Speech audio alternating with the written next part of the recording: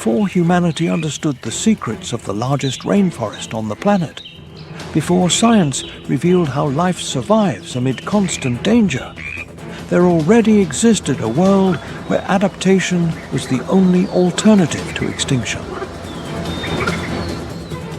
In the wild lands of Brazil, amid the vast Amazon, endless rivers, and impenetrable forests, every creature must change, hide, or fight to survive among invisible predators.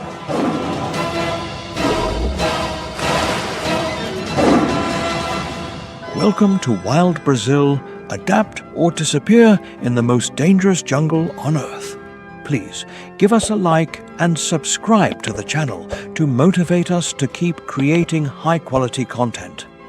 Do not forget to leave a comment below telling us what you thought of the video and where you are watching from, so we can connect and discuss it together. Let's begin. If there is a place that symbolizes the beating heart of Brazil, it is the Amazon.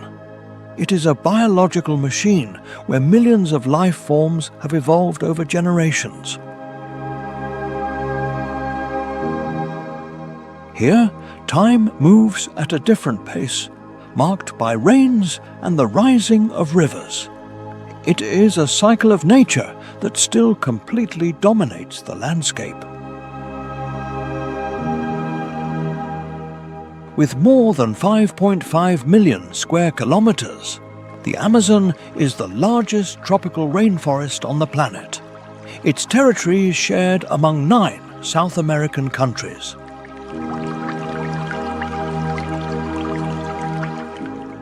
Nearly 60% of this immense jungle is located within Brazil. If it were an independent country, it would be among the 10 largest in the world.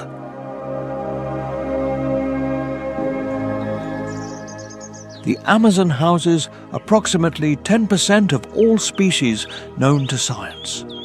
Researchers estimate that more than 40,000 species of plants live here.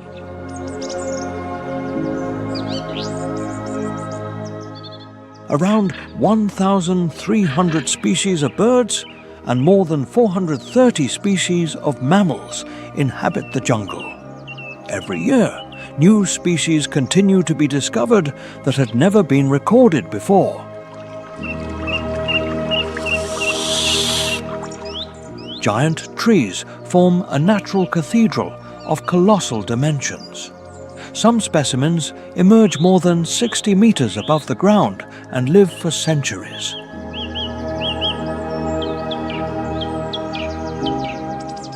Their canopies create a green roof so dense that sunlight barely reaches the ground. Beneath this canopy live jaguars, tapirs, monkeys, and sloths.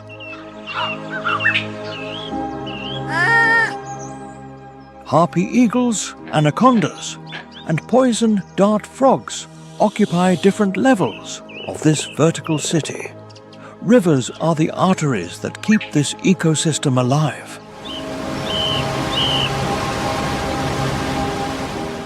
The Amazon River, the most voluminous in the world, transports 20% of all the fresh water reaching the oceans. Its drainage basin feeds a fluvial network with more than 1,100 tributaries.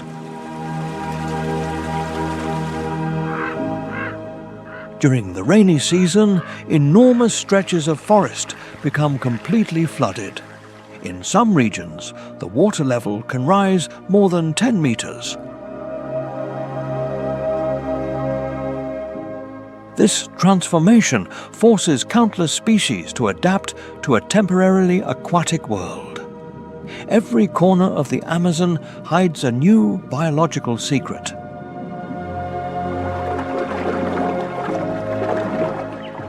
A single hectare of forest can contain more tree species than entire countries. Right in the middle of this green immensity, an unexpected city arises,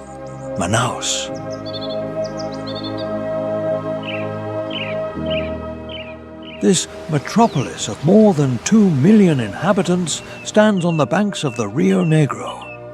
It is an urban island in the heart of wild nature.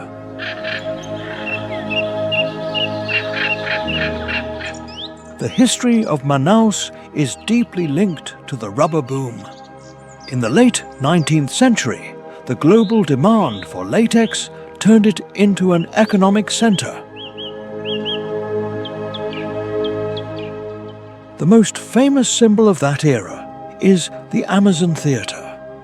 Opened in 1896, it was built with luxury materials imported from Europe.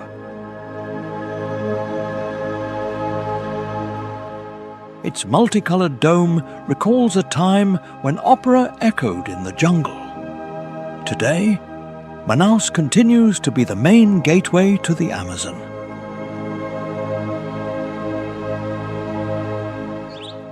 It is a natural laboratory where life has reached incredible levels of diversity.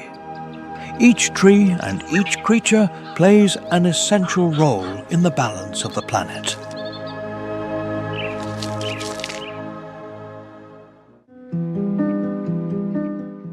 But the greatest spectacle of this region does not occur on stage, but in nature. One of the most impressive natural phenomena in Brazil happens right here, the famous meeting of waters.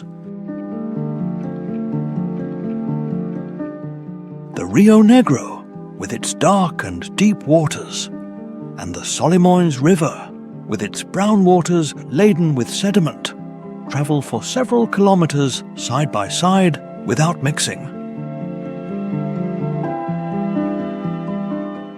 This visual spectacle is produced by the difference in temperature, speed, acidity, and density between the two rivers. The Rio Negro is usually warmer, slower, and more acidic, while the Solimões flows with greater force. For a stretch of approximately 6 kilometers, both bodies of water keep their colors separate, as if an invisible border divided two liquid worlds. Here, the great Amazon River is officially born, considered the most voluminous river on the planet. Its fluvial system discharges a massive amount of fresh water into the Atlantic Ocean and sustains one of the largest life networks known on Earth.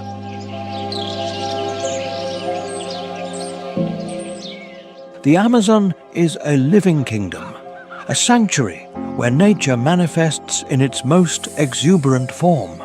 This immense region houses millions of species of plants, insects, birds, fish, reptiles, and mammals. It is estimated that more than 2,000 species of fish and more than 1,300 species of birds live in the Amazon basin. Every leaf, every branch, and every river can hide extraordinary creatures.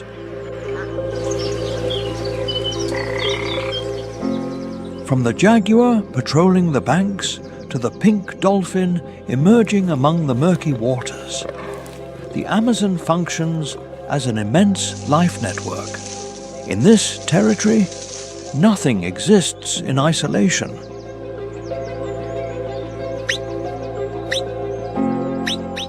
The rivers feed the forest protects the rivers, and every creature fulfills a function within a delicate balance.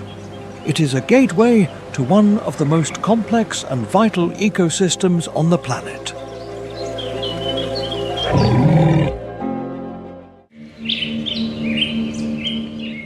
At the top of this grand life network walks a predator that few dare to challenge, the jaguar, or Onça pintada. Majestic and relentless, it is the largest feline in the Americas and the third largest in the world. An adult male can exceed 100 kilograms, and some specimens in the Pantanal exceed 140 kilograms. Its compact and muscular body is designed for the perfect ambush. The jaguar moves in silence, hides among the vegetation, and waits for the exact moment to attack. Its golden fur with black rosettes makes it an almost invisible shadow in the jungle. It possesses one of the most powerful bites among all felines, with a force of 1,500 pounds per square inch. This pressure allows it to pierce skulls, turtle shells, and the tough skin of caimans. While other felines attack the neck, the jaguar bites the head directly with devastating precision. It not only dominates the land, but crosses rivers with ease and climbs trees to protect its prey.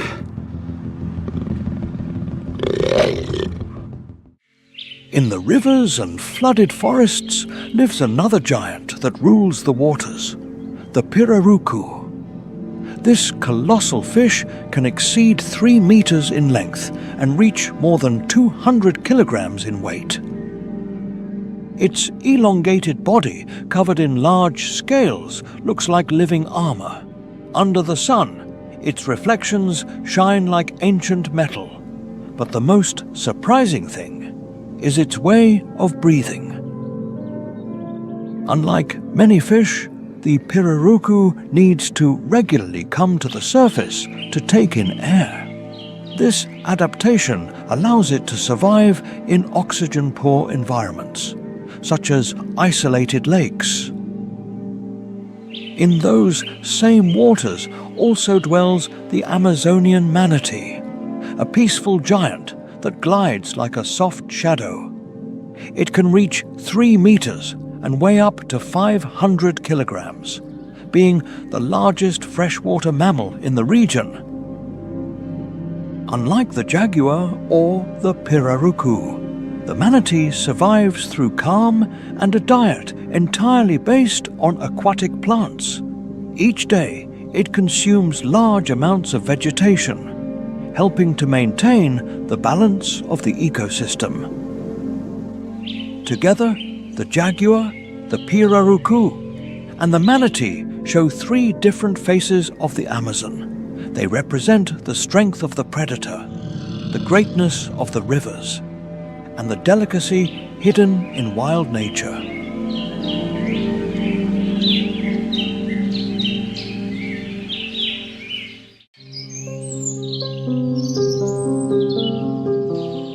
But not every threat in the jungle comes from the ground. Some hide beneath the dark water, silent and deadly. That is the anaconda, or sukuri, the queen of the rivers who glides like a ghost with ever-watchful eyes. With more than 4 meters in length, it does not need venom to hunt. Its immense muscular strength makes it an unbeatable predator, capable of dominating prey much larger than its own body. While predators lurk in the water, in the highest branches of the trees, the echoes of the howler monkey resonate. Its deep and powerful call rumbles through the jungle at dawn, a natural roar that can be heard from kilometers away. Just below, vibrant scarlet macaws fly over the tree canopy in inseparable pairs. Meanwhile, toucans with their exuberant beaks hop between branches in search of the jungle's sweetest fruits. The Amazon houses one of the planet's greatest treasures, the largest freshwater reserve in the world. Beneath its soil lies the Alto do Chao aquifer, an underground reservoir capable of supplying humanity for centuries. Its grandiosity is also revealed on the surface. where the Amazon River pours about 209,000 cubic meters per second into the ocean. This colossal amount exceeds the combined flow of the Nile, Ganges, and Mississippi rivers. In addition to its water wealth, the Amazon keeps an incalculable mineral heritage under its lands. Its depths contain about 11% of the world's gold reserves, in addition to vast deposits of iron and manganese. Elements such as bauxite and niobium, essential for global industry, are also found here. It is a land of abundance that sustains the planet's balance and whose value goes far beyond what eyes can see.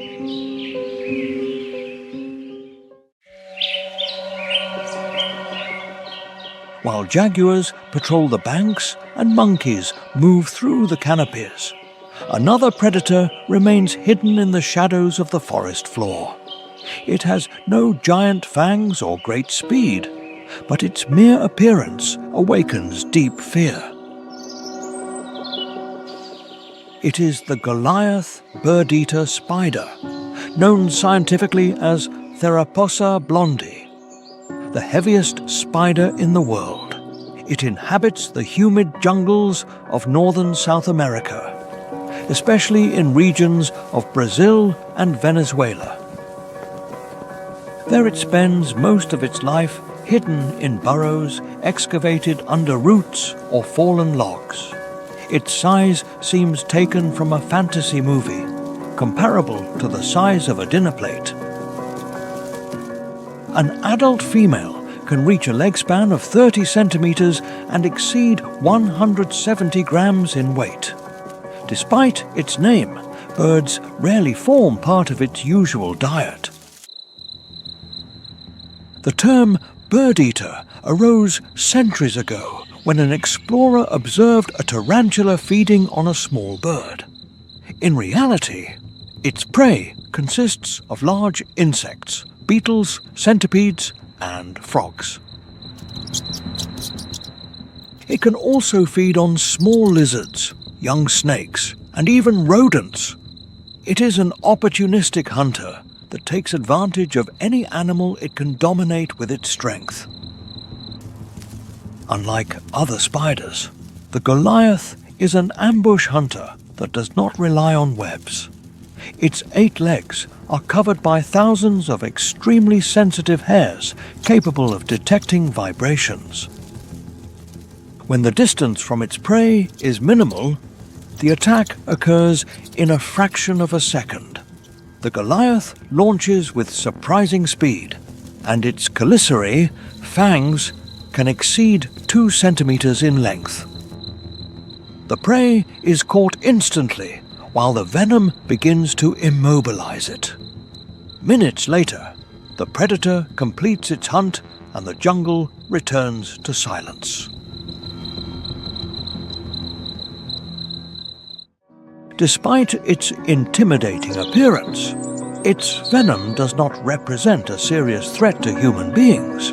However, it possesses an extraordinary defensive mechanism based on urticating hairs.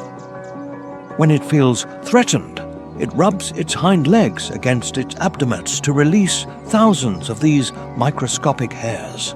These structures float in the air and cause intense irritation to the skin and eyes of predators. Another notable feature is its longevity, especially in females who can exceed 20 years. Males, by contrast, usually live only between 3 and 6 years. The Goliath plays an important role within the ecosystem by controlling populations of insects and small vertebrates. In turn, it is part of the diet of coatis, snakes, and some birds of prey. Its existence proves that the Amazon still guards hidden giants that have remained there for millions of years. It is a biological wonder that challenges our imagination in every corner of the forest.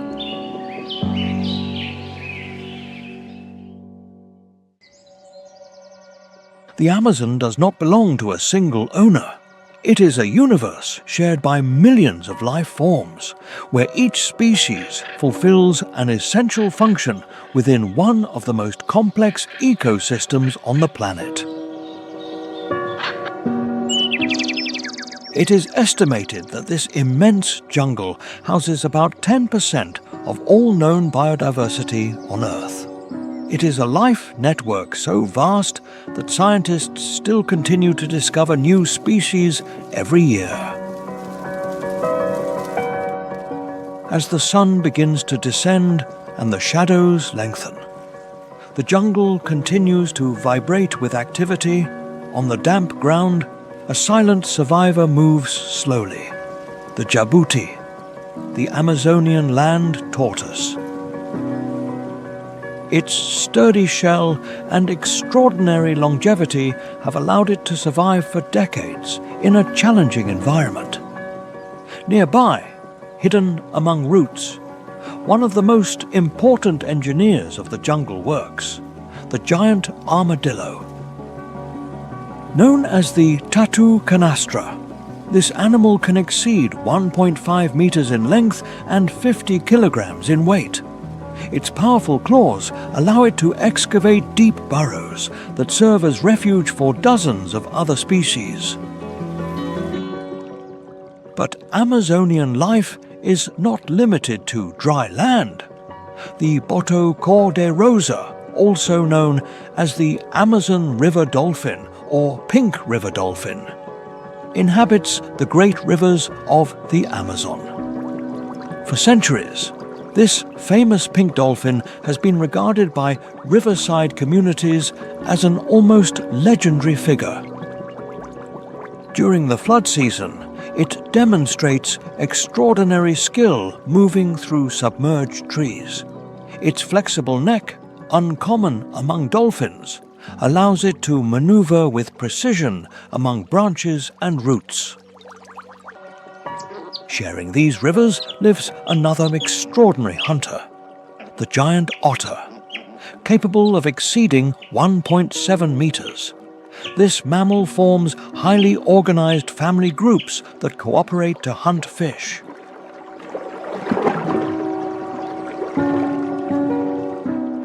Agile, fast, and highly intelligent, the giant otter constantly emerges from the swirling waters with captured prey. On land, the giant anteater, or Tamandua bandera, plays an indispensable role in maintaining ecological balance.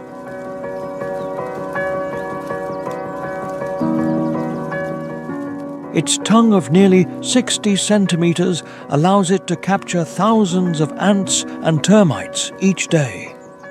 It thus contributes to the natural control of insects that, without predators, could alter the balance of the ecosystem.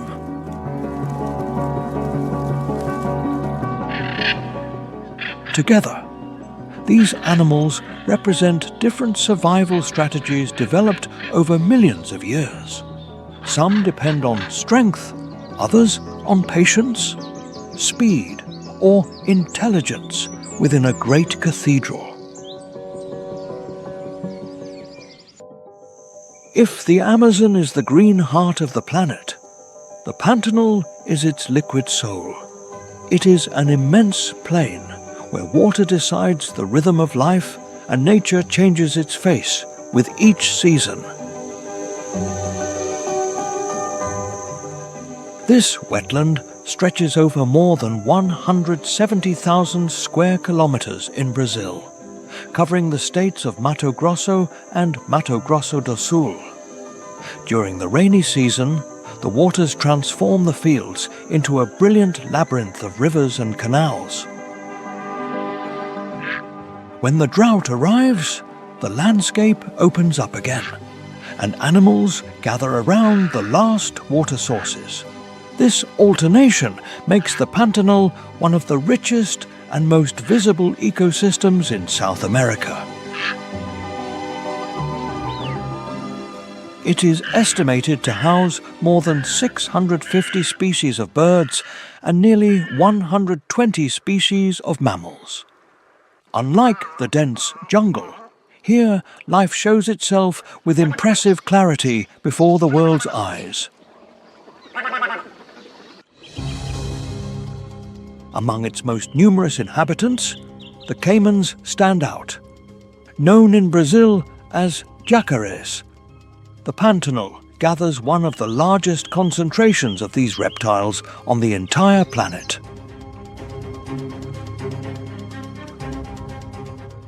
Millions of caimans glide through shallow waters or remain motionless under the sun. With bodies reaching 3 meters, these predators are perfectly adapted to the extremes of the wetland. In times of plenty, they hunt fish and birds, while in times of drought, they can resist long periods with little food. Their patience and sudden attack make them silent symbols of this kingdom ruled by water. But the Pantanal is not just a paradise for wildlife. Nearby is one of Brazil's most impressive destinations, Bonito. It is a place where the water does not hide secrets. On the contrary, it reveals a submerged world like few others on the planet. Its rivers are famous for an almost unreal transparency, the result of the high concentration of limestone in the soil. This acts as a natural filter and removes most impurities before the water enters the flow. In some spots, visibility can exceed 30 meters, allowing one to clearly observe every rock and aquatic plant. Diving in rivers like the Sucuri, Prata, or Formoso is like entering an immense natural aquarium. Dourados, Piraputangas, and Curambatas glide silently around the visitor. Sunlight pierces the crystalline water and creates reflections that turn the underwater landscape into a magical scene. The region of Bonito is part of an extraordinary natural system where rivers, waterfalls, tunneaux, and caverns connect. This geological balance is what allows the water to stay so clean and transparent. Its most fascinating secrets are hidden in the depths of its caverns. The Gruta do Lago Azul is one of the most impressive, with a deep blue tone that changes according to the light.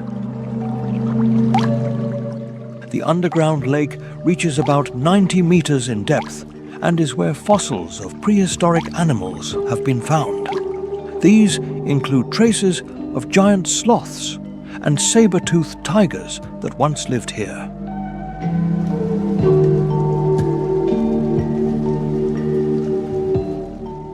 In the silence of this cavern, nature seems to have stopped time. Bonito is a window into an ancient, delicate, and deeply surprising world. Brazil is a country of extraordinary contrasts. After traveling through the Amazon, our journey now leads us to a completely different landscape. Welcome to the Chapada dos Veadeiros and the Cerrado, one of the most fascinating ecosystems in South America. It is a territory where trees appear twisted by the wind and fire. At first glance, this landscape can seem dry and even hostile during much of the year. However, beneath the surface lies one of Brazil's most important natural treasures. The Cerrado is considered by many scientists as the true cradle of the waters of the country. With nearly 2 million square kilometers, It occupies approximately a quarter of Brazilian territory. It is the tropical savanna with the highest biodiversity on the planet and houses more than 12,000 species of plants. About half of these species do not exist anywhere else on Earth. The roots of many of its plants can penetrate more than 10 meters deep in search of water. They function as authentic natural pumps, favoring the infiltration of rainwater into underground aquifers. Thanks to this mechanism, the Cerrado feeds some of the most important river basins in South America. Rivers that travel thousands of kilometers before reaching the ocean are born here. It is estimated that 70% of the fresh water of Brazil's main basins has a connection with the Cerrado. Without this biome, the Pantanal and the Amazon would lose part of their vital hydrological connections. The Cerrado also houses more than 850 species of birds and 250 species of mammals. Here live the maned wolf, the giant anteater, the pampas deer, and the powerful jaguar. It is an ecosystem built on resilience, where many plants sprout again after natural fires. Within this landscape is the Chapada dos Veadeiros, a plateau of remote geological origins. Its rock formations are more than 1.2 billion years old, being much older than the dinosaurs. The mountains and waterfalls observed today are the result of processes that began eons ago. None of its landscapes is as surprising as the famous Valle da Lua, Valley of the Moon. Its light-colored rocks feature undulating shapes and sculpted cavities reminiscent of another world. For thousands of years, the waters of the São Miguel River slowly eroded the crystalline quartz. The minerals reflect silver and gold glints, increasing the feeling of an alien landscape. The Chapada dos Veadeiros reminds us that the most powerful forces are not always the fastest. Some work in silence for centuries, shaping the world drop by drop until they create extraordinary scenarios.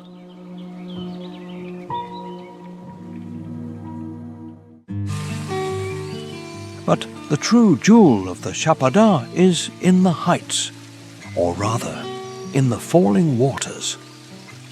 Chapada dos Veadeiros is a cathedral of water, a kingdom sculpted by time where rivers meander through ancient rock blocks. Its waterfalls impress not only for their beauty, but also for their grandeur. Some reach more than 100 meters in height. They form veils of water that vanish into the Cerrado horizon, offering a majestic sight. Others fall with massive force, sculpting deep canyons and natural pools of enchanting blue color. This unique landscape originated thousands of years ago, when the movement of the Earth's crust formed one of the oldest terrains on the planet. The quartz rocks that dominate the region make the Chapada a true geological reliquary. They reflect the sunlight and create a nearly mystical glow over the vegetation at sunset. In addition to the visual spectacle, these waters are a source of life, feeding rivers that sustain impressive biodiversity.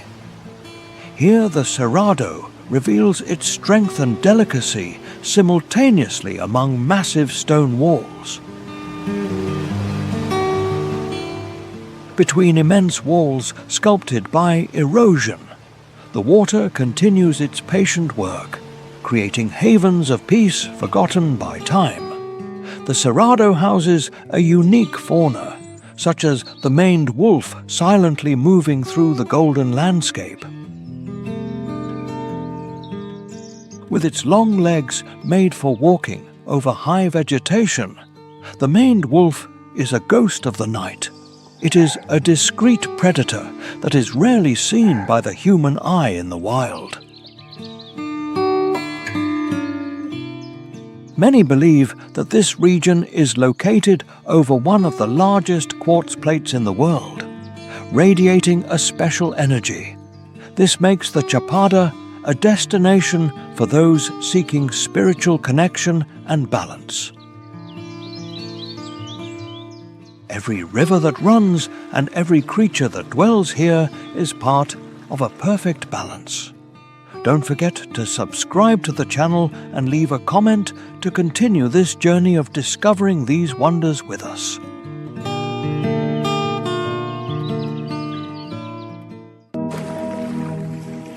In the heart of the Brazilian Northeast lies one of the most fascinating states in the country, Maranhão. It is a place where contrasting landscapes and a history-rich culture intertwine. From the colonial streets of São Luís to the fishing villages, the past and present coexist harmoniously.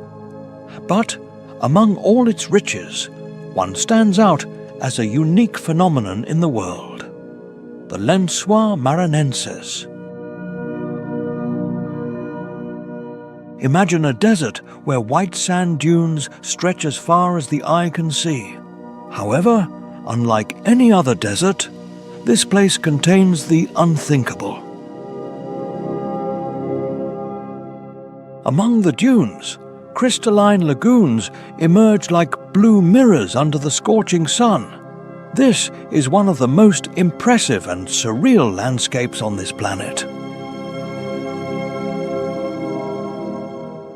Formed over thousands of years by the action of winds and tides, this ecosystem covers more than 1,500 square kilometers.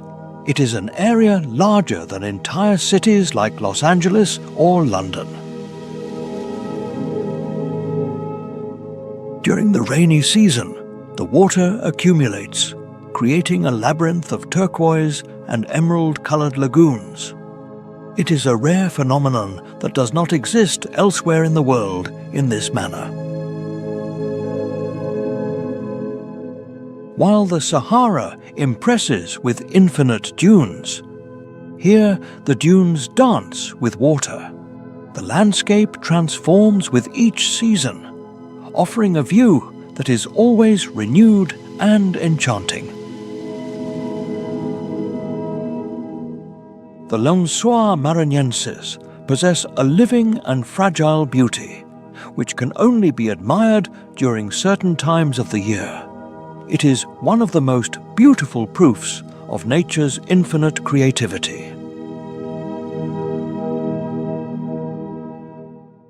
Bahia is one of the most diverse and fascinating territories in Brazil, a place where nature manifests with extraordinary intensity. From the semi-arid regions of the interior to the depths of the Atlantic Ocean, each landscape reveals a different facet. Ancient mountains, tropical forests, mangroves, coral reefs, and endless beaches coexist here. These lands house some of the most emblematic species of all South America.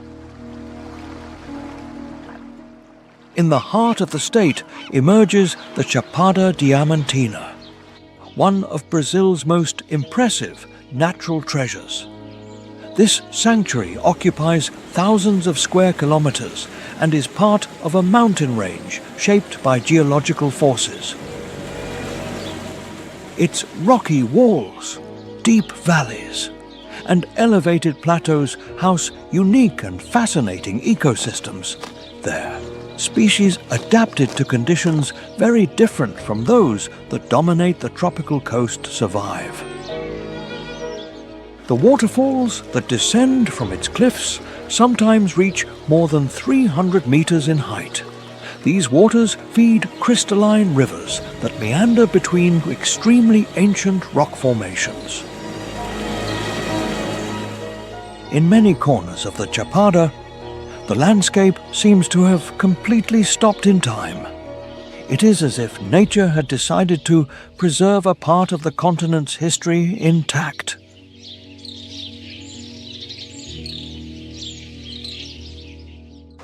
Further south, the Recanto de Corumbau represents another completely different side of the Bahia region.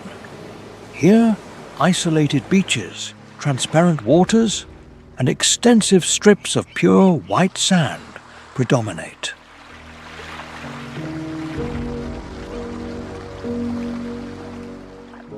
The rhythm of nature continues to mark the passing days in this little altered coastline. It is a refuge where seabirds, turtles, and tropical fish find ideal conditions to thrive.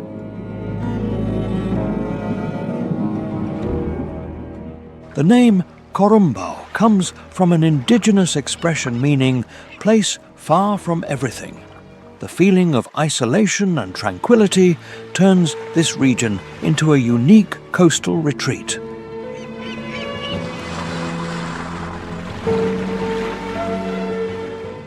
To the north, the Bahian coast reveals Salvador, a city known for its enormous historical wealth. However, it is also surrounded by impressive and vibrant natural diversity.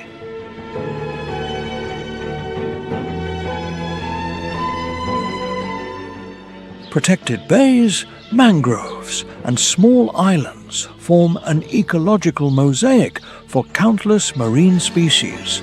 But it is further out at sea where one of the greatest natural spectacles of all Brazil occurs. About 70 kilometers from the coast is the Abrolhos Marine National Park. It is considered one of the most important and vital marine ecosystems in the South Atlantic. Its reefs house hundreds of species of fish, corals, mollusks, and sea turtles. Here lies the largest and most biodiverse coral bank in the entire South Atlantic Ocean.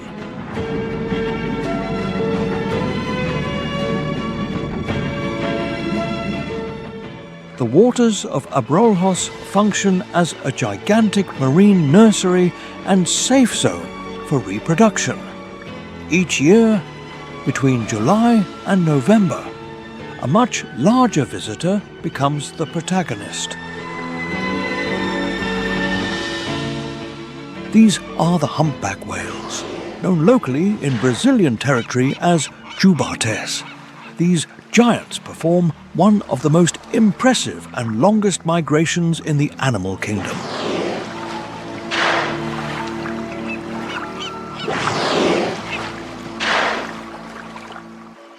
Each year, they travel between 4,000 and 8,000 kilometers from Antarctica to the coast of Bahia.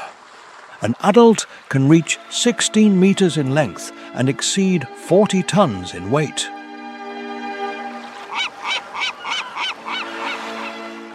Their pectoral fins can measure up to a third of the total length of their colossal body. They are extraordinarily agile animals capable of performing leaps out of the water that defy logic.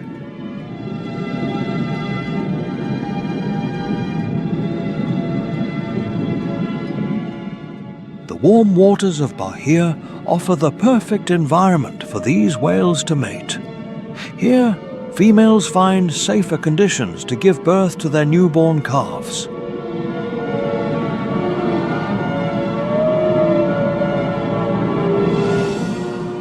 The calves are born measuring around 4 meters and weighing nearly a ton.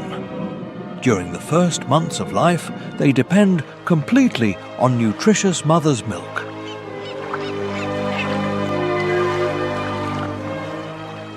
Their growth is so fast that they can increase dozens of kilograms in weight each day. Meanwhile, males compete for attention through physical displays and underwater songs.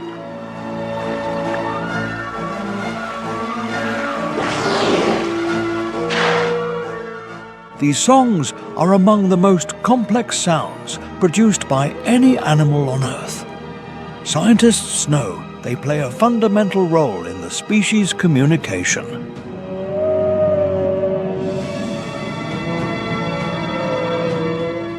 Decades ago, humpback whales were on the verge of collapse due to commercial hunting. Thanks to international protection, thousands of specimens today return to Abrelhos every year.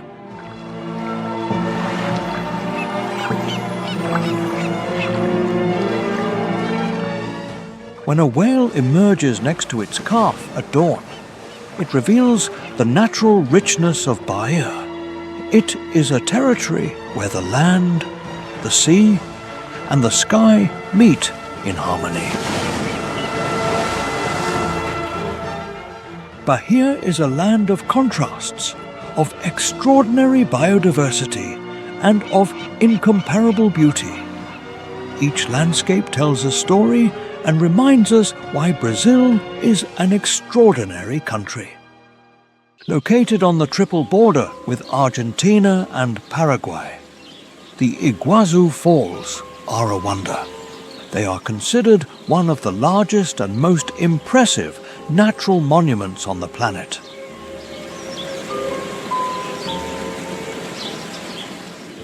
From the Brazilian side, you find the most spectacular and privileged view of the entire set. This panorama allows one to contemplate the grandeur of the spectacle in all its imposing force.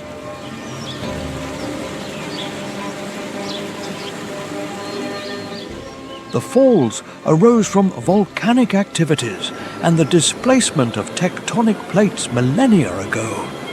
These forces created an enormous rift through which the voluminous Iguazu River runs today.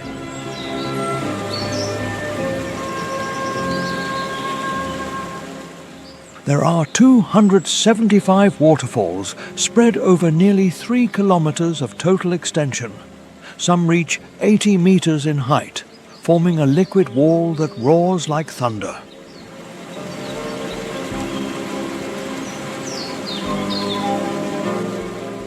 The fall kicks up a constant mist, creating natural rainbows and a magical atmosphere. They are recognized as a UNESCO Natural World Heritage Site due to their exceptional value. The Iguazu Falls are a living demonstration of the Earth's internal force. It is the place where geology and nature meet to create an impressive landscape.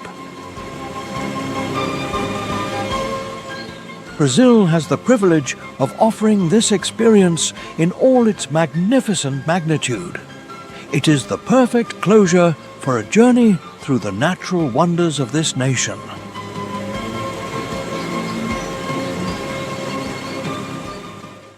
Pernambuco is a state where nature and history walk side by side, forming a fascinating landscape of the Brazilian Northeast. Its lands are marked by ancient rock formations that support both the interior mountains and the exuberant coastline.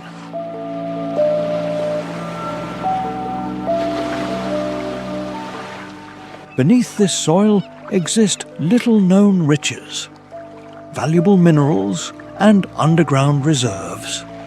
But it is on the surface where Pernambuco exhibits its most impressive treasures to the world.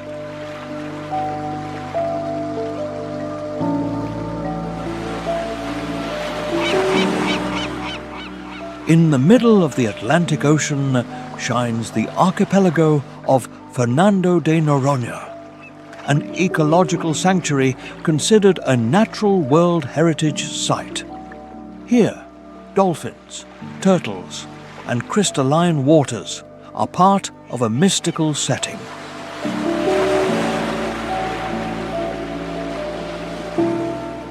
On the coast, the charm continues in Porto de Galinhas, with its natural pools sculpted in coral reefs.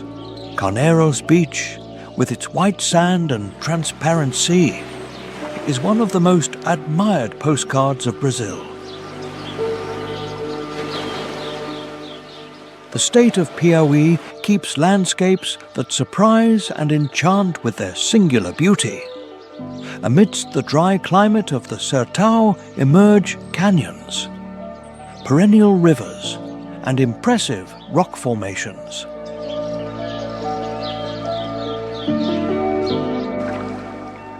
Nature here shows itself as resilient, diverse, and surprisingly rich. The state houses the vegetation of the Caatinga, which blooms even in the most arid periods of the hot land.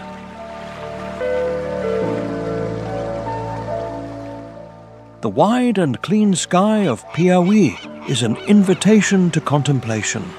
The silence of its natural landscapes transmits a serene force that is hard to forget for any visitor.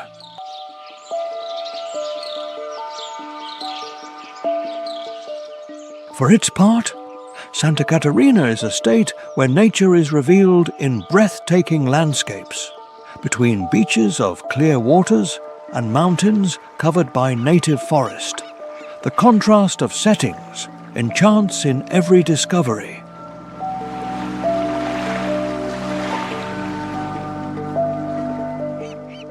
Araucaria forests, misty valleys, and green slopes form a natural mosaic that impresses with its diversity.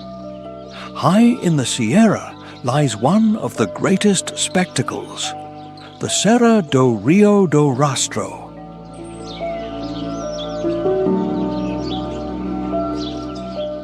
The road meanders through the mountains, revealing viewpoints with impressive views of vertical walls.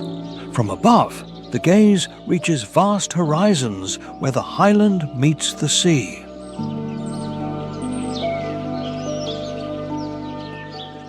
Santa Catarina is living nature in its purest form, a state where green dominates and the air is fresh. It is a land that impresses with its strength and inspires with every small detail of the territory. Sergipe and Alagoas, two neighboring states in the northeast, share enchanting landscapes and immense rivers in Sergipe. Brazil's smallest state, the grandeur of nature is revealed in the impressive Jingo Canyon. There, the São Francisco River meanders between reddish rock walls, creating one of the most spectacular settings in the country. It is a masterpiece of erosion and time.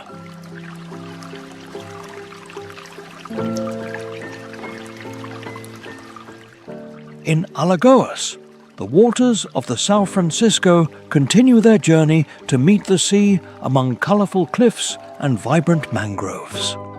Sergipe also reserves rock formations that indicate ancient processes of land elevation. These forces created plateaus, valleys, and rivers with waterfalls that cut the landscape with singular beauty. Sergipe and Alagoas demonstrate that you don't need to be large in area to be great in nature. On the other hand, Espírito Santo is a state where mountains seem to touch the sky. Monumental rock formations sculpt the landscape with the elegance and strength of granite.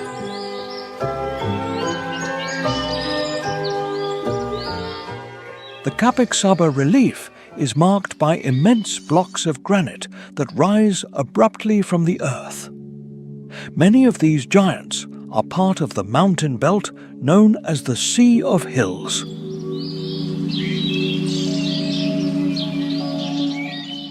Among forests, trails, and springs, biodiversity thrives in the mild climate of the mountains.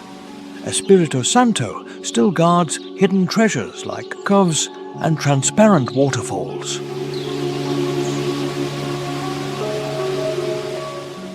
Preservation areas protect rare species of the Atlantic forest in this state.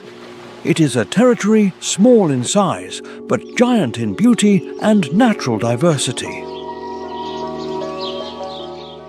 Brazil, with each of its states, reminds us that life manifests in infinite forms and colors. Espirito Santo is the perfect example of rock's endurance and the forest's vitality.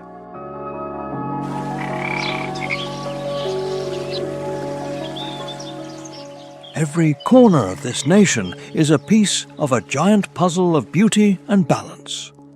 We invite you to continue discovering the mysteries of Brazil with us.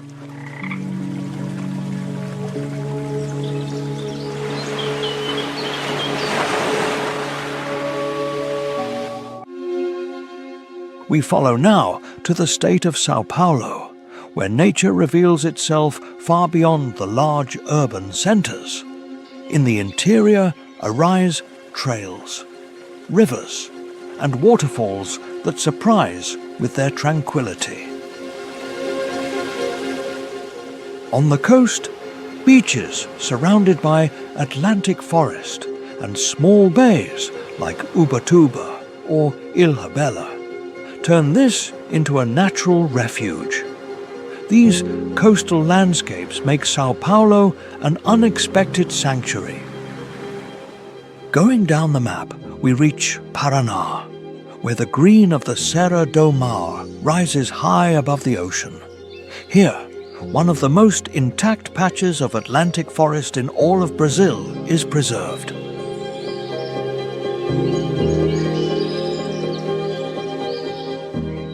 Here you find the Pico Paraná, the highest point of the south with an altitude of more than 1,800 meters. From these heights, the silence and power of the jungle create an experience detached from the modern world. In Rio Grande do Sul, nature acquires new forms, such as deep canyons and araucaria forests. The landscape here transmits a majestic and serene beauty.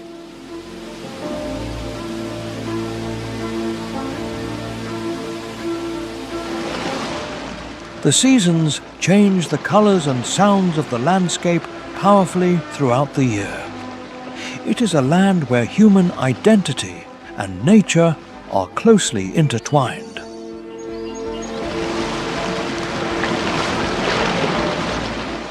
From the far south, we travel to Rio Grande do Norte, where dunes touch the warm sea waters. Here, the arid land of the interior meets the tropical coast.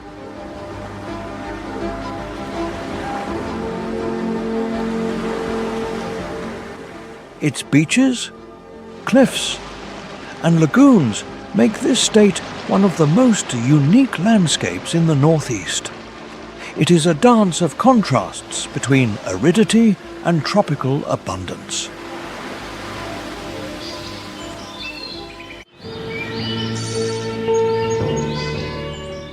In the middle of the mountains of the southeast arises Minas Gerais, a state where nature blends deeply with history. Waterfalls, caves, and ancient trails create a majestic setting.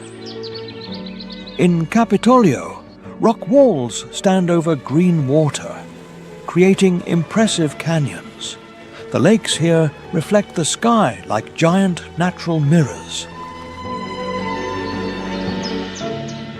We continue toward Tocantins, a young state, but one that contains extraordinary natural treasures. It houses the Jalapão region with vibrant golden dunes and crystalline springs, The transparent rivers and the plateaus that rise among the Cerrado savanna create an enchanting setting. The pristine nature here reveals a silent and seductive power. And finally, we reach Rio de Janeiro, where nature is seen as a perfect masterpiece, from the winding coastline to the forest-shadowed mountains. Every corner overwhelms the visitor. The Serra da Mantiqueira, hidden beaches and islands turn this state into a unique natural mosaic. Here, sea, mountain, and forest meet to create a powerful image. Brazil is not just an immense country, it is one of the great living treasures of the earth. In its more than 8.5 million square kilometers coexist the Amazon, the Cerrado, the Pantanal, the Atlantic forest, the Caatinga, and the Pampa. These 6 biomes sustain a natural wealth hard to compare. Here dwell about 15% to 20% of all known species on the planet, more than 1,900 species of birds, around 750 mammals, and thousands of species of fish. Reptiles and plants create this extraordinary network. Jaguars, macaws, pink dolphins, tapirs, and many others represent this vast diversity. Every creature, whether large or small, plays an essential role in the ecosystem's balance. But this greatness also brings responsibility. Brazil faces increasingly urgent challenges such as deforestation, fires, and river pollution. The disorderly expansion of cities and climate change pressure wildlife. When forests are fragmented, many species lose their food, shelter, and natural migration routes. The loss of a forest doesn't just mean the disappearance of trees. It means less clean water, less climatic balance, and fewer life opportunities for thousands of species.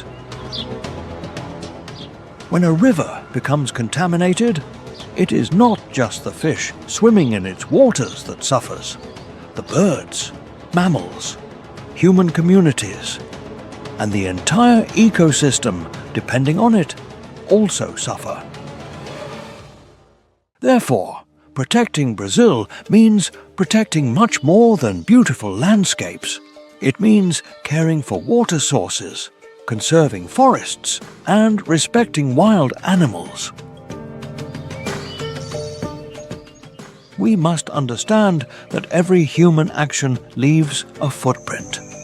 Nature is not an infinite resource, but a delicate web where when one link is broken, the entire system changes. This documentary was just a small window into an immense territory, full of beauty and natural strength. There are still many paths to travel and many intriguing stories to share. Knowing nature is the first step to valuing it, and valuing it is the first step to protecting it. We hope this journey has inspired you to look at the natural world with more wonder. If you like this journey, support this channel by leaving your like and subscribing to follow along. Write in the comments which place, biome, or animal you would like to see in the next documentary. Your support helps these stories reach more people and discover the importance of protecting wildlife. Together, we can spread the message of conservation. Brazil is pride, life, and responsibility. As long as there are voices willing to tell its wonders, this journey through nature will never end.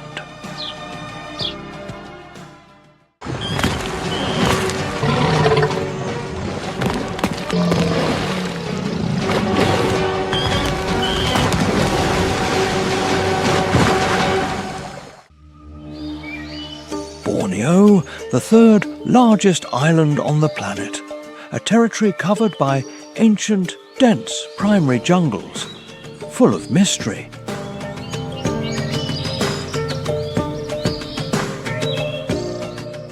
With a surface area of approximately 74.6 million hectares, this island stands as a gigantic green fortress in the heart of maritime Southeast Asia.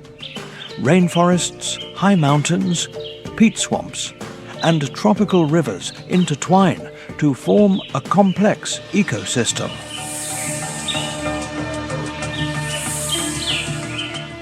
Between isolated mountains and vast swampy areas, every sound and every shadow can be a sign of life or the beginning of an end.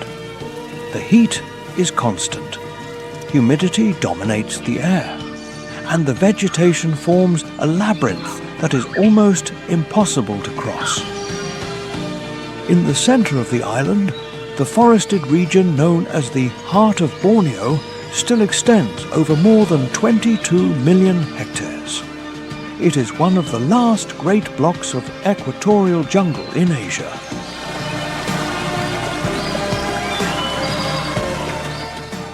In this world, more than 15,000 species of plants, hundreds of mammal species, and more than 600 species of birds share a space that is as abundant as it is implacable.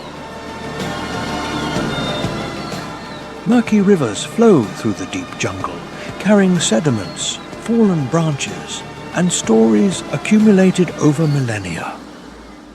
Here, survival depends not only on strength, but also on the ability to adapt and on patience.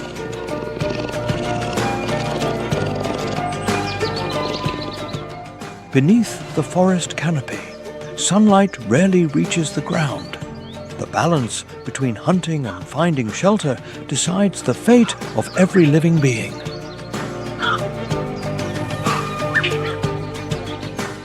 The sounds of the ancient jungle are not simple noises. They are warnings. Everything in this extreme environment imposes limits and challenges on the creatures that inhabit it. Borneo is a stage of biological resistance, where life has evolved under constant tension.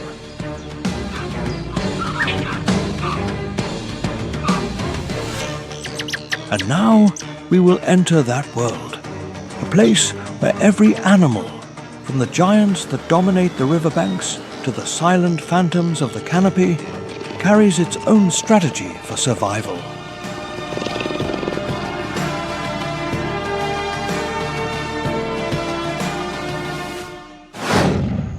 Welcome to Wild Borneo, hidden creatures in the most mysterious jungle. Please give us a like and subscribe to the channel to motivate us to keep creating high-quality content. Don't forget to comment below with your thoughts on the video and tell us where you're watching from so we can chat together. Let's begin. The island of Borneo is home to one of the most complex ecosystems on the planet. The humid tropical rainforest covers millions of hectares, fragmented by an intricate network of rivers, extensive peat swamps, mountainous forests, and coastal mangrove strips. Each habitat is connected to the others, forming a vast biological network where life functions continuously, from the humid soil to the highest canopy. The vegetation of this place is dominated by trees of the Dipterocarpaceae family, green giants capable of exceeding 60 meters in height. These ancient trees do not only form the great dome that covers the jungle, they also stabilize the soil, retain water, and provide fruits, cavities, and shelter for countless creatures. Beneath them exists a dense world of lianas, ferns, fungi, insects, and decomposing leaves, where nutrients are regenerated day after day. Borneo is considered one of the most important biodiversity hotspots in the world. Its forests are home to hundreds of species of mammals, birds, reptiles, amphibians, and freshwater fish. High in the canopy, the Bornean orangutan moves slowly between the branches of centenarian trees.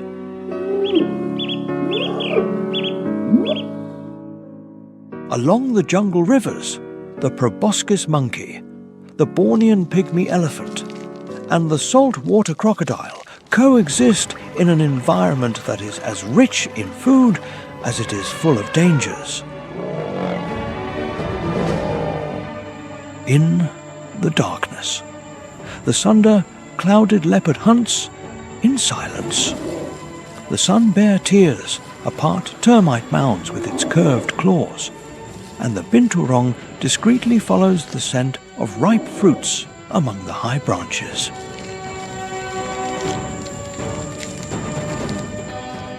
On the slopes, the forest becomes more open, and the ground is covered by a thick layer of fallen leaves. Rivers transport sediments and nutrients, feeding life both under the water and on dry land.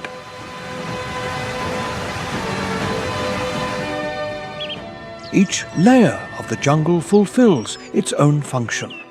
The ground is the feeding zone for large mammals. The middle level belongs to civets, squirrels, snakes, and small primates. The upper canopy is the world of hornbills, Bornean gibbons, and species that disperse seeds.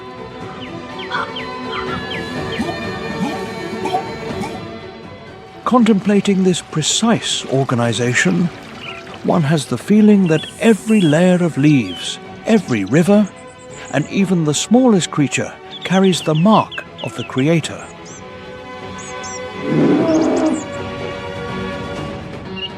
It is a living order that is as wonderful as it is fragile, in the face of which human beings must learn to act with respect.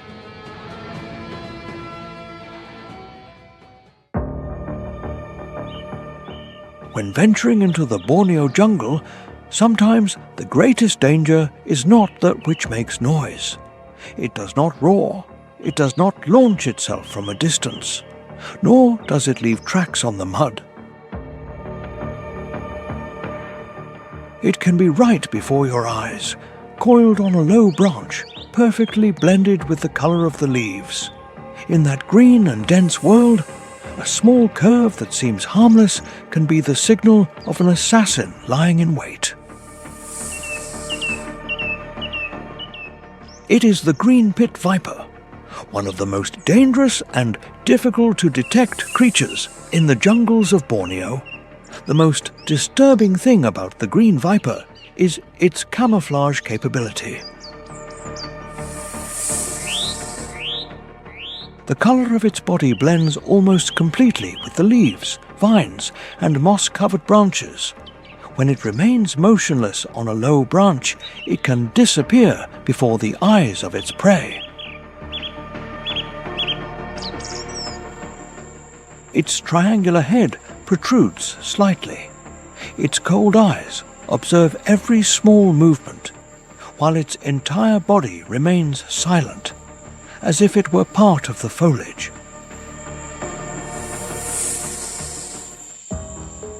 A lizard, a tree frog, a chick, or a small mammal can pass by without knowing that death awaits just a few centimeters away. Unlike predators that must move without rest, the green viper chooses to save energy. It stays still, blends with the leaves, and waits for the prey to enter its attack radius on its own. When the time comes, the bite occurs at extreme speed. The venom penetrates the body of the prey and weakens it before it is devoured. The green viper usually appears on low branches, thickets, stream banks, and areas of high humidity. These are also places where many small creatures move, from frogs and large insects to different species of lizards. By controlling these prey populations, the viper contributes to maintaining the balance in the lower strata of the Bornean jungle. Although dangerous, the green viper does not attack without reason. Most of the time, it avoids conflict and only bites when hunting or when it feels threatened.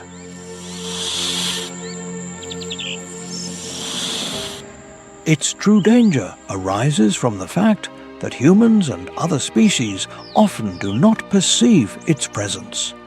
A green branch that seems harmless, a bush by the trail, or a low trunk near the ground can hide a predator waiting in silence. In the Borneo ecosystem, the green viper represents a very different form of power.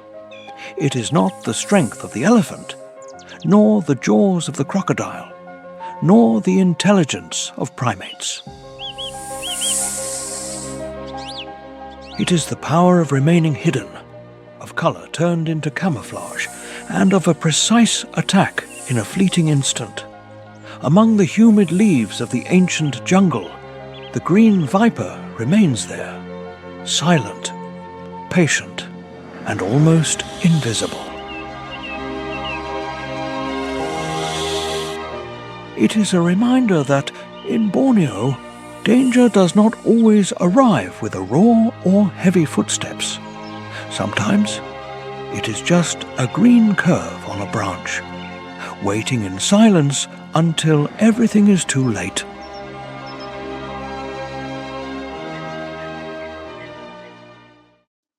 Beneath the lowest strata of the Borneo jungle, the world appears completely different from the canopy that rises high above. There are no calls echoing in the distance, nor branches swaying under the light.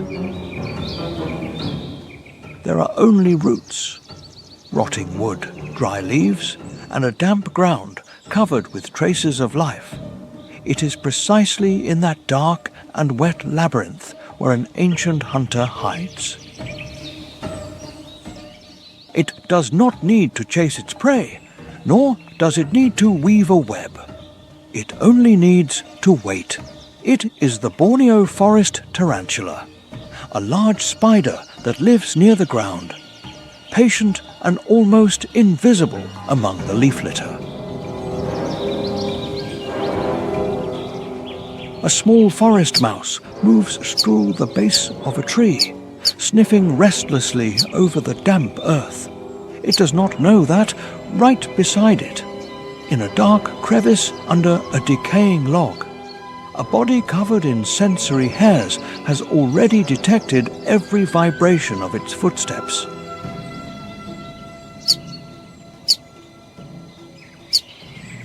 The tarantula does not need to see its prey clearly. It listens to the jungle with its entire body.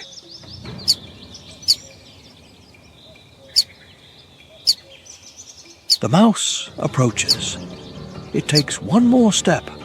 Then, in just an instant, a shadow with 8 legs emerges from its hiding place.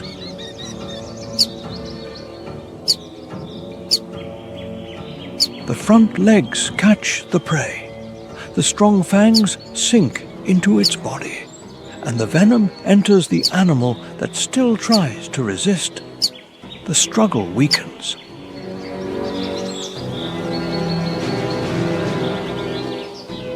The muscles become paralyzed, and beneath the layer of dead leaves, the hunt ends almost without a sound. Tarantulas belong to the family Theraphosidae, a group of large spiders distributed in many tropical regions. They have 8 legs and a body divided into 2 main parts, the cephalothorax and the abdomen.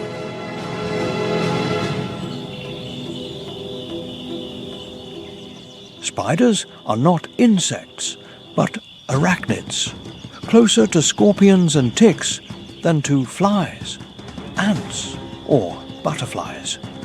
Although their appearance causes fear in many people, most tarantulas do not actively attack human beings. Their venom is primarily used to overpower small prey, but in the lower world of the Borneo jungle, where everything happens in silence beneath the leaf litter, they are formidable predators. The tarantula's most extraordinary ability is detecting vibrations. Its body covered in sensory hairs allows it to perceive minute movements transmitted through the ground, dry leaves or logs. A cricket crossing a root, a jungle cockroach brushing against a dry leaf, a young lizard taking the wrong path, or a small mouse getting too close to its refuge can awaken its ambush instinct. Unlike many spiders that build webs, the tarantula usually hunts by waiting. It hides in burrows, under roots, or inside dark crevices.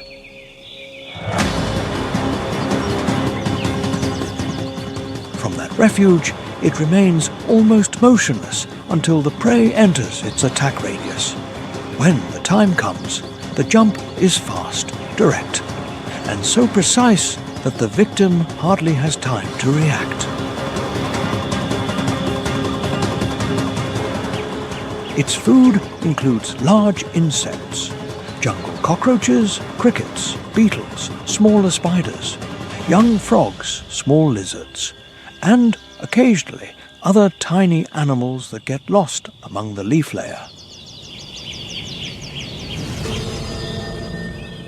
When attacking, it uses its fangs to hold the prey firmly, injects venom to immobilize it, and then begins digestion through enzymatic fluids. But the tarantula is not just a disturbing image under the forest floor.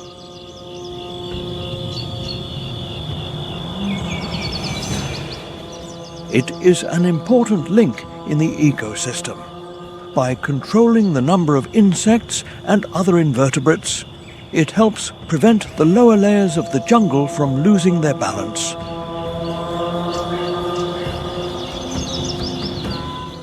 The ambusher of today can become the target of another hunt tomorrow. Beneath the giant trees and the large creatures of Borneo, the tarantula represents a smaller, but no less brutal, world.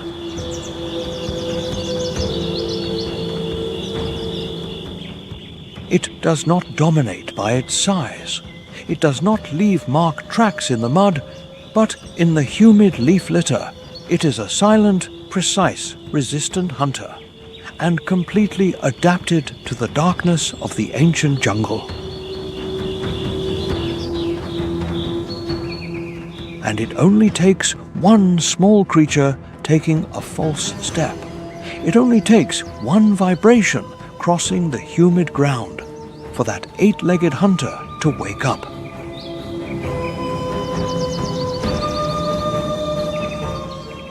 In the Borneo jungle, danger is sometimes not in the heights or before your eyes. It is just beneath the layer of dead leaves, silent, patient, and waiting for the prey to pass by.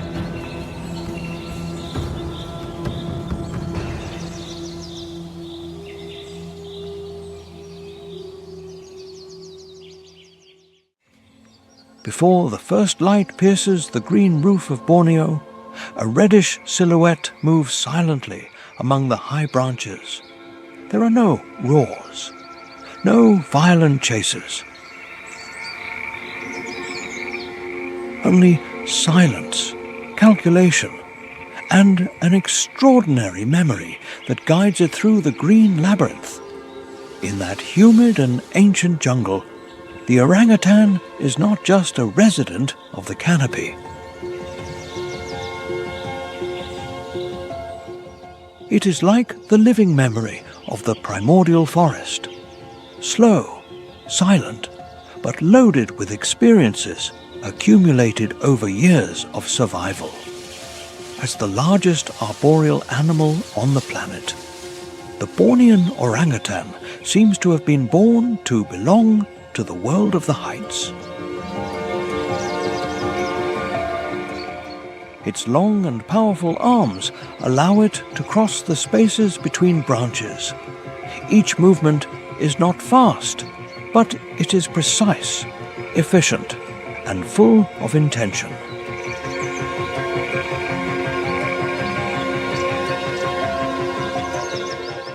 In adult males, that strength is manifested in a body that can exceed 90 kilograms. The large facial pads on both sides of the face are signs of age, status, and territorial dominance.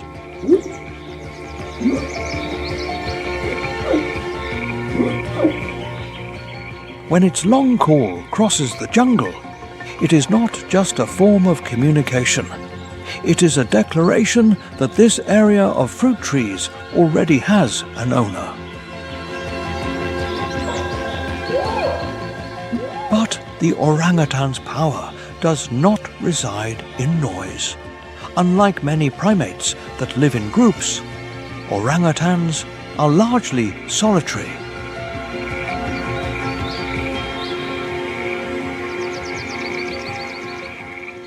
Each individual silently covers a wide area of activity, remembering the location of fruit trees, water sources, and safe routes among the heights.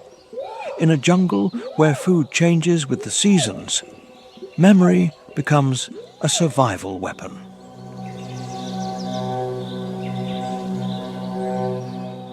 When the fruit season arrives, the orangutan can feed for hours in the canopy, selecting ripe fruits, tender leaves, bark, seeds, flowers, and sometimes insects.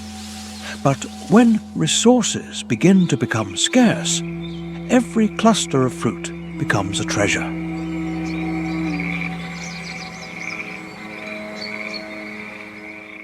Then it must choose the shortest path, spend as little energy as possible, and rely on its experience to overcome the scarcity. The orangutan does not only remember, it also knows how to use tools.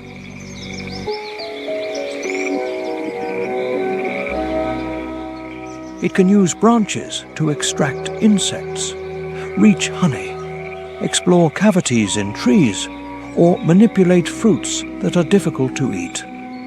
Sometimes, the jungle leaves become umbrellas, mattresses, or protection for its hands.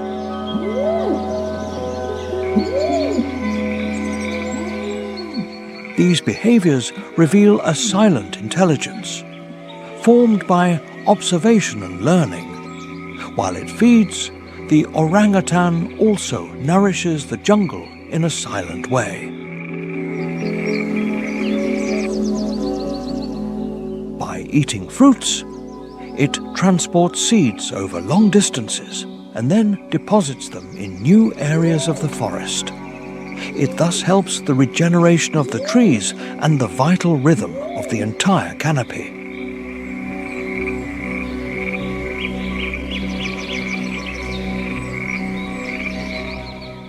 The life cycle of the orangutan is as slow as its way of moving. After about 8 months of gestation, the female usually gives birth to a single offspring. The little one clings tightly to its mother during the first years of life. learning to choose ripe fruits, break branches, build nests to sleep, recognize dangers, and remember roots. For the orangutan, childhood is a long process of learning.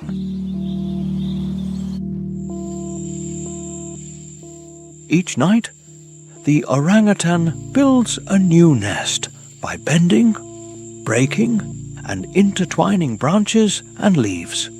It is a vital skill that demands dexterity, experience, and the ability to evaluate the firmness of each branch.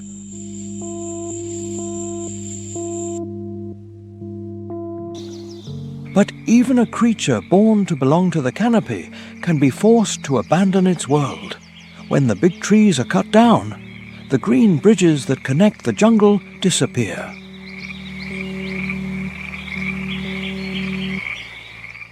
Known routes in the heights are interrupted. In front of a mother orangutan, only an expanse of open ground remains, hotter, brighter, and much more dangerous.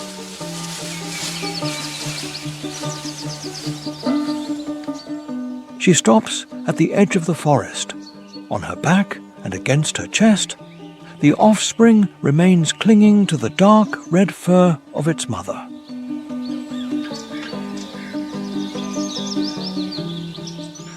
Above, there are no longer branches to swing on. Below stretches the bare ground, where every crunch of dry leaves and every movement among the bushes can announce the presence of a predator.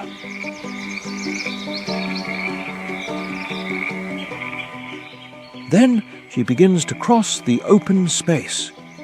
She does not move with haste, but she does move with tension.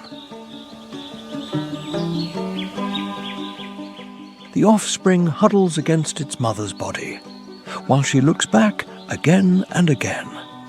It is only a few dozen meters, but it can become the most dangerous path of the day.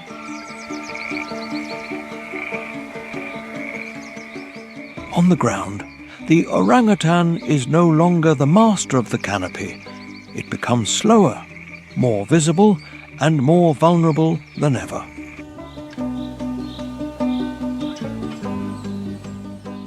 That moment reveals that the loss of the forest does not mean just losing food or shelter.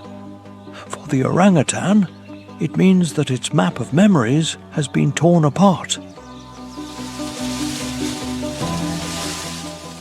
An ancient tree that disappears can be a bridge that will never be reconnected. A fragment of divided forest can force a mother and her offspring to enter a danger zone.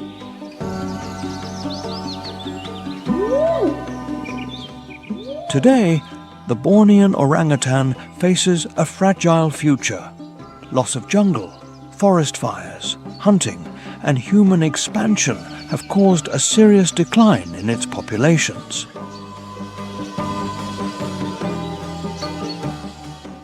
It depends on its structure, its rhythm, and its integrity, its resilient memory, its silent gaze, and its learning capacity are the survival strategy of one of the most intelligent creatures of Borneo. And when a reddish silhouette slowly disappears behind the leaves, we do not see just a primate looking for food. We see the soul of the ancient jungle that continues to move forward, slowly, patiently, and more fragile than ever. When the last light disappears from the Borneo canopy, the jungle enters a completely different rhythm of life. Diurnal species fall silent, while in the darkness, enormous eyes begin to open. Among the small branches, a creature so tiny it could fit in the palm of a hand remains motionless. It listens to every sound of the insects and every barely perceptible movement.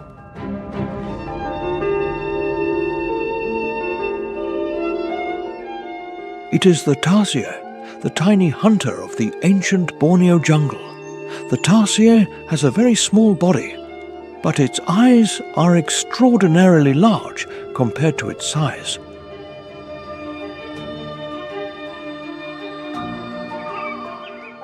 Those eyes allow it to capture the weak light of the nocturnal forest, where even a faint glow can reveal the movement of a prey. Unlike many primates, the tarsier is a true hunter.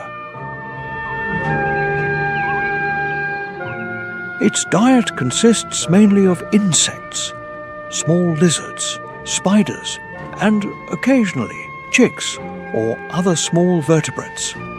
The tarsier's body is designed for precise jumps. Its long and powerful hind legs function like springs, allowing it to launch itself from one branch to another in an instant. When it detects a prey, it almost never chases it. It waits, calculates the distance, and then launches with a short, fast, and exact jump. Another strange characteristic of the tarsier is its head, capable of rotating widely. This allows it to observe its surroundings without moving its body. In the nocturnal jungle, immobility is an advantage. The less noise it makes, the more difficult it is to be detected, both by its prey and its predators. The most common image is a small shadow clinging to a branch, silent as if it were part of the forest. Although tiny, the tarsier plays an important role in the ecosystem. By hunting insects and other small animals, it helps control the populations of creatures active during the night. It is a predator of insects, but it can also become prey for snakes, owls, or larger carnivorous mammals. In that world, size does not decide everything.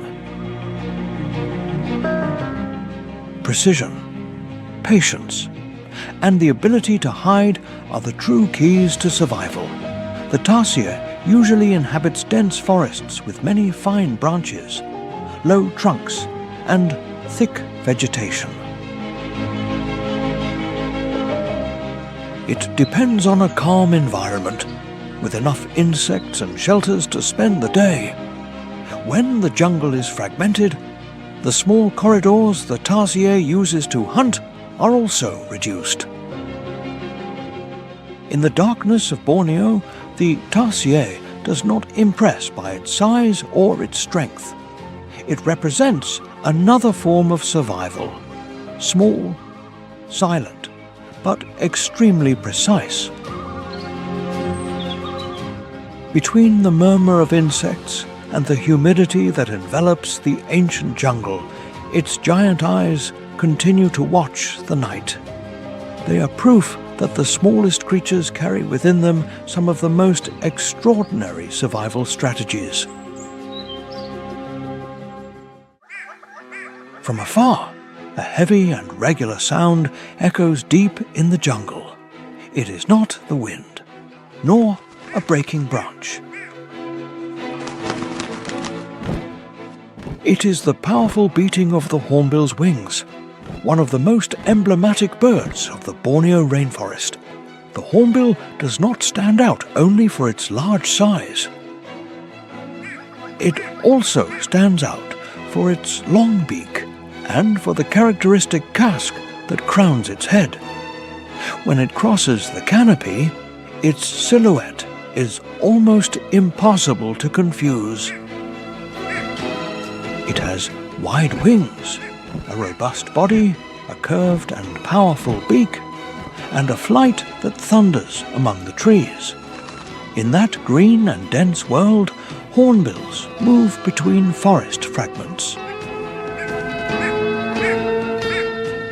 They connect fruit trees separated by long distances through constant and resistant flights.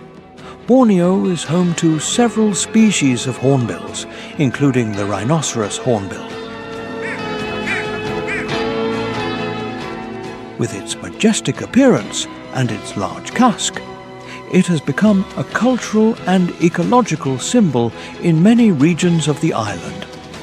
But behind that powerful beauty exists a much more important role. Hornbills are sowers of the sky. Their main food is fruits, especially large wild fruits that many small birds cannot swallow. After feeding, hornbills transport the seeds over long distances and deposit them in other areas of the jungle. Thanks to this, they help to disperse, regenerate, and connect the trees of the forest. A single flight of a hornbill can carry with it the future of many young trees that have not yet germinated. The hornbill's reproductive behavior is also one of the strangest in the bird world. When the nesting season arrives, the female enters a large cavity in a tree, usually in the trunk of an ancient specimen. Afterwards, the entrance to the nest is almost sealed with mud, droppings, and plant material. She leaves only a small opening so that the male can deliver food and maintain the whole family. That sacrifice makes hornbills deeply dependent on ancient trees. If the jungle loses the large trunks with natural cavities, they also lose their breeding sites. A forest can continue to look green, but if it lacks old trees, it will no longer be a suitable place.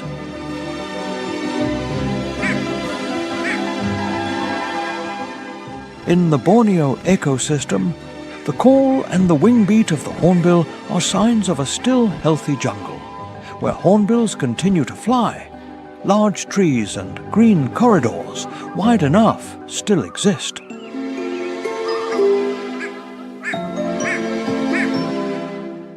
They do not hunt with fangs or claws, nor do they dominate by force.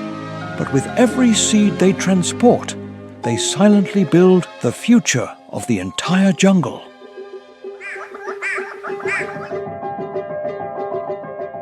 When a hornbill crosses the canopy, the sound of its wings echoes like an ancient drum among the primitive trees. It is not just the sound of a bird in motion.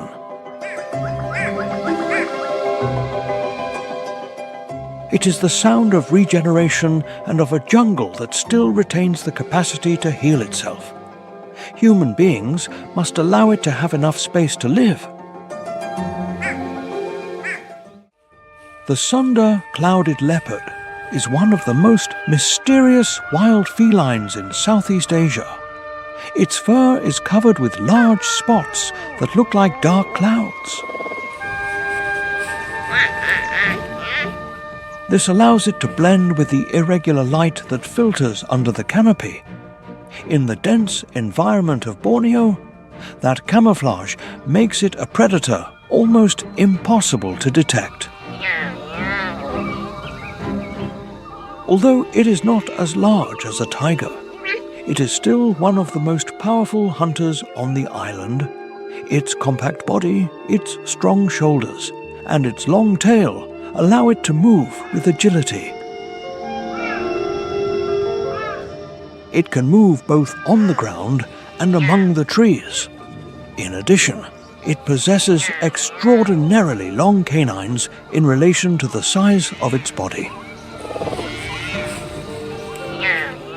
It is a lethal weapon in fast and sudden attacks. In the forests of Borneo, the Sunda clouded leopard usually hunts small and medium-sized animals. It seeks prey such as squirrels, birds, monkeys, and mouse deer that live near the lower strata. It does not depend on long chases, but on approaching in silence. It uses logs, thickets, and shadows to reduce the distance. When the prey discovers its presence, it is almost always too late.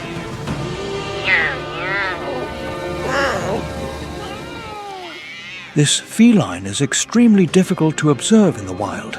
Much of what we know comes from camera traps, tracks, and studies conducted deep in the jungle.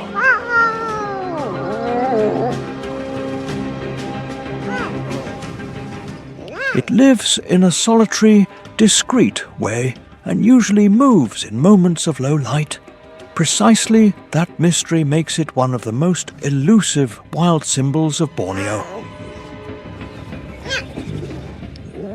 Up to the year 2026, the Sunda clouded leopard continues to face threats such as forest loss. As the great forests shrink, its hunting territories are divided.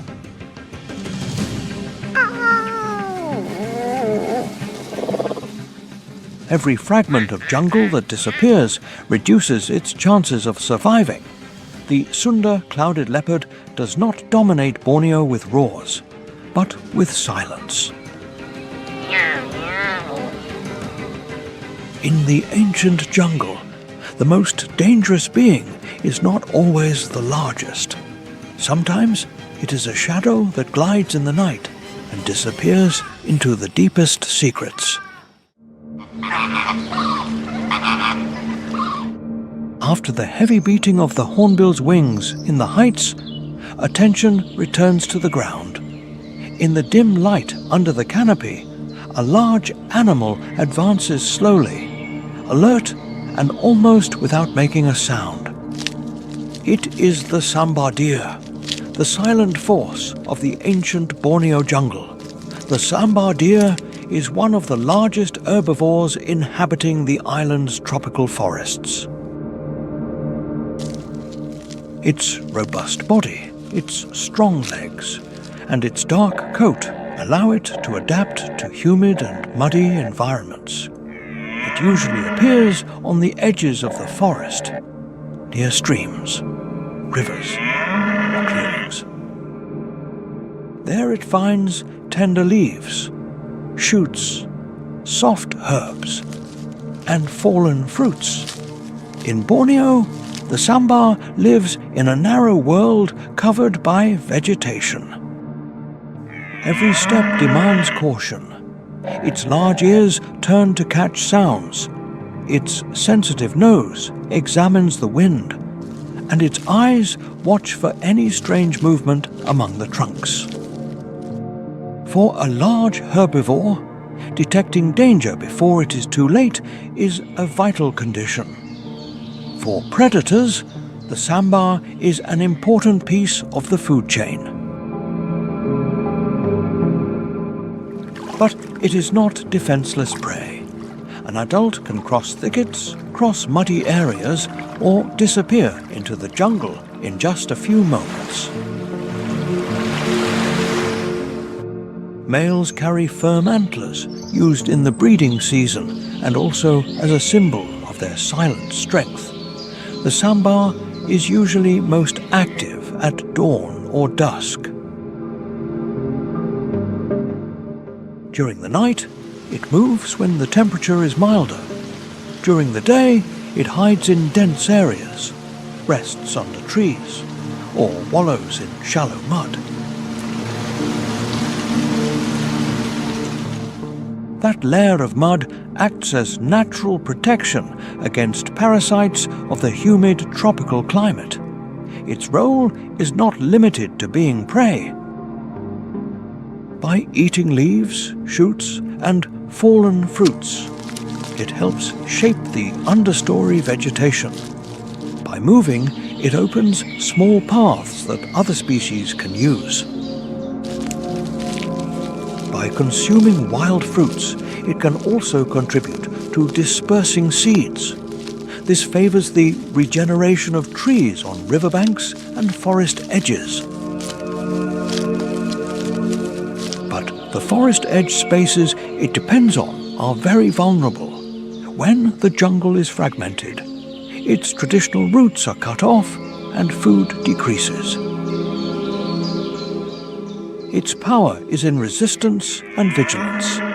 Each track marked in the mud remembers that life continues with a slow, discreet, and deeply tenacious rhythm.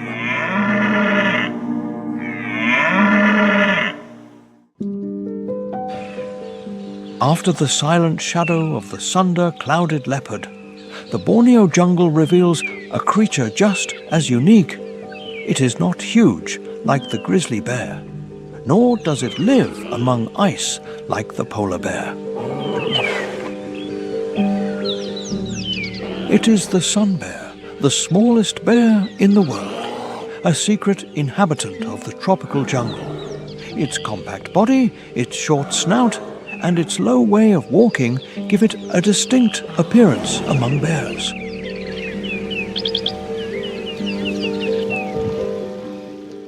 But its most striking feature is on its chest, a yellow, orange, or cream spot, resembling a small sun on the black fur. No individual has an exactly identical mark. Each one seems like a signature that the jungle has engraved on its body. Although it is small, the sun bear is strong and agile.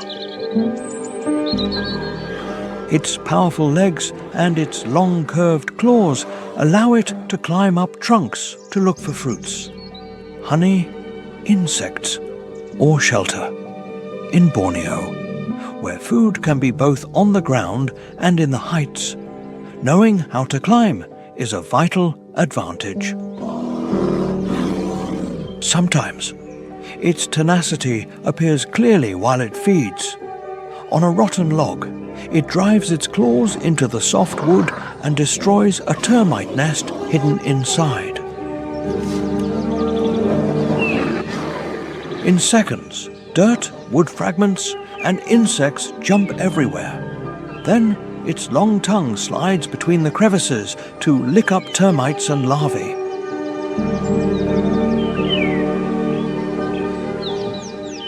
But a richer reward is usually on high, guided by the sweet smell of honey. The sun bear slowly climbs up a tree to a wild honeycomb. With its claws, it breaks the structure, and hundreds of bees surround it like a furious cloud. Even so, it does not retreat. Between buzzing and stings, it remains clinging to the trunk, putting its tongue into the honeycomb to reach the honey and the larvae. The sun bear does not survive only by force. Its true advantage is in flexibility, smell, and the ability to take advantage of almost everything the jungle offers. That varied diet allows it to resist the change of seasons. It also fulfills an important function in the forest by breaking rotten logs, excavating termite nests, or looking for fallen fruits. It stirs the soil and opens space for insects, fungi, and young plants. By eating fruits, it also helps to disperse seeds and renew the jungle. But it is rarely seen. Its signals are usually discreet: claw marks on a trunk, a destroyed termite mound, or a piece of rotten wood turned over on the humid ground. In the darkness of Borneo, the sun bear moves in silence, following the aroma of ripe fruits and honey.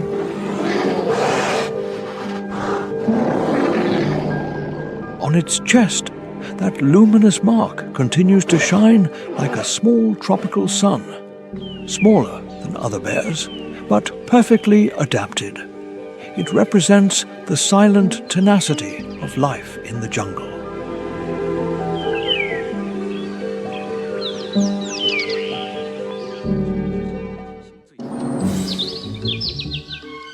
When the morning light slides over the murky rivers of Borneo, the riparian forest begins to move. On the low branches that extend above the water, silhouettes of light orange fur advance among the leaves.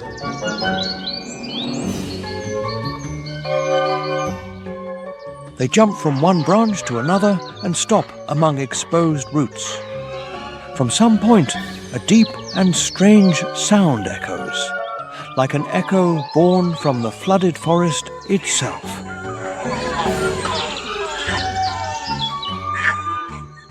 It is the proboscis monkey, one of Borneo's most unique endemic primates. The proboscis monkey lives closely linked to rivers, mangroves, peat swamps, and the strips of forest along the water. There, where the jungle and the river mix, it finds food, shelter, and escape routes when danger appears. Unlike the orangutan, which hides high in the canopy, the proboscis monkey usually moves through low branches near the water. There, the whole group can feed, rest, and watch the movements under the surface of the river. Its most striking feature is the long and soft nose of the adult males. That nose makes its face impossible to confuse with that of any other primate, but it is not just a strange feature to recognize it. This structure works like a resonance chamber, making the male's calls sound deeper and more powerful. In the riparian world, sound becomes an essential tool to alert, attract a mate, and affirm its position. Proboscis monkeys usually live in groups formed by an adult male, several females, and their offspring. Group bonds are maintained through vocalizations, physical contact, and long periods of joint rest. During the day, they feed on young leaves, green fruits, seeds, and sometimes flowers. Their specialized digestive system allows them to process large quantities of leaves. It is a resource that not all primates can take advantage of effectively, but life next to the river is never completely safe. Under the murky water, a saltwater crocodile can be hidden. Among the thickets on the bank, a reticulated python can also wait for its opportunity. Therefore, each displacement of the group requires vigilance. They observe the water's surface, listen for strange sounds, and maintain distance from areas that are too exposed. Even so, proboscis monkeys are surprising swimmers. When they need to cross a river or escape a threat, they can launch themselves from the branches into the water and swim strongly through the current. Their partially webbed fingers help them move better in the water, turning the river into both a barrier and a survival route. Few primates are so clearly adapted to an aquatic environment as the proboscis monkey. The young learn from very early on to live next to the river. They cling to their mothers, observe how to choose safe branches, how to jump between logs, and how to react to alarm signals. In a world where a single slip can take them toward waters full of danger, the experience of the group becomes a decisive factor for survival. The proboscis monkey is not just a primate of strange appearance. It is a symbol of adaptation between the dense jungle and moving water. Its body, its behavior, and its social life have been shaped by the rivers that meander through Borneo. As long as the riparian forests exist, the deep call of the proboscis monkey will continue to echo at dawn, like an ancient sonic pulse of the flooded lands.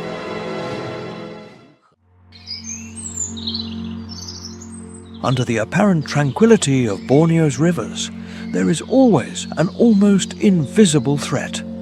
The murky water hides all movement, and the rotten logs that float slowly can seem like just another part of the river.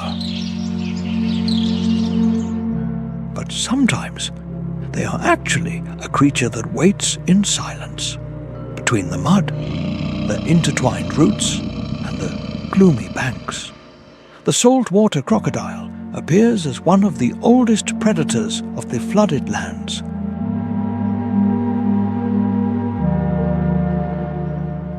It is the largest reptile that still exists on Earth, an ambush killer almost perfectly designed to live in estuaries, swamps, and tropical waters.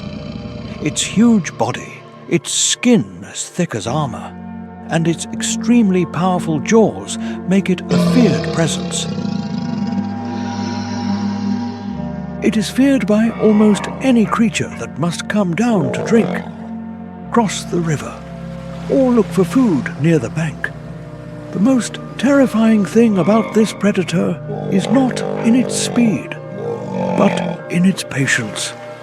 Most of the time, it only reveals its eyes and nostrils above the surface, almost motionless among the brown color of the sediment. From the outside, it looks like a log floating in silence with the current. But just one careless movement of the prey is enough for that calm to end in an instant. A female proboscis monkey firmly embraces her offspring and launches herself into the water to reach the other bank. It is a gesture that perhaps she has repeated many times in her life, a short jump between two fragments of riparian forest. But today, the river is not just an escape route. Just under the murky water, a predator is already waiting. The crocodile's eyes hardly move, following every vibration on the surface and every contact of the monkey's body with the current. Then, in a fraction of a second, the river explodes. The huge body emerges from the water with astonishing speed, and the jaws open in a fulminating ambush. For primates that live next to the river, such as proboscis monkeys or long-tailed macaques, a single wrong step toward the bank can seal their fate. In Borneo, the boundary between life and death is sometimes as thin as the layer of sediment that covers the river.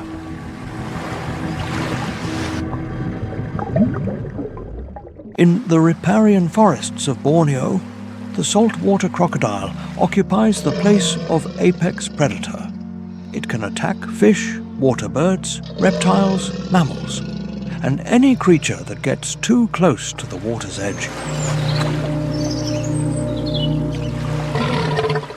Its presence contributes to shaping the behavior of many other species.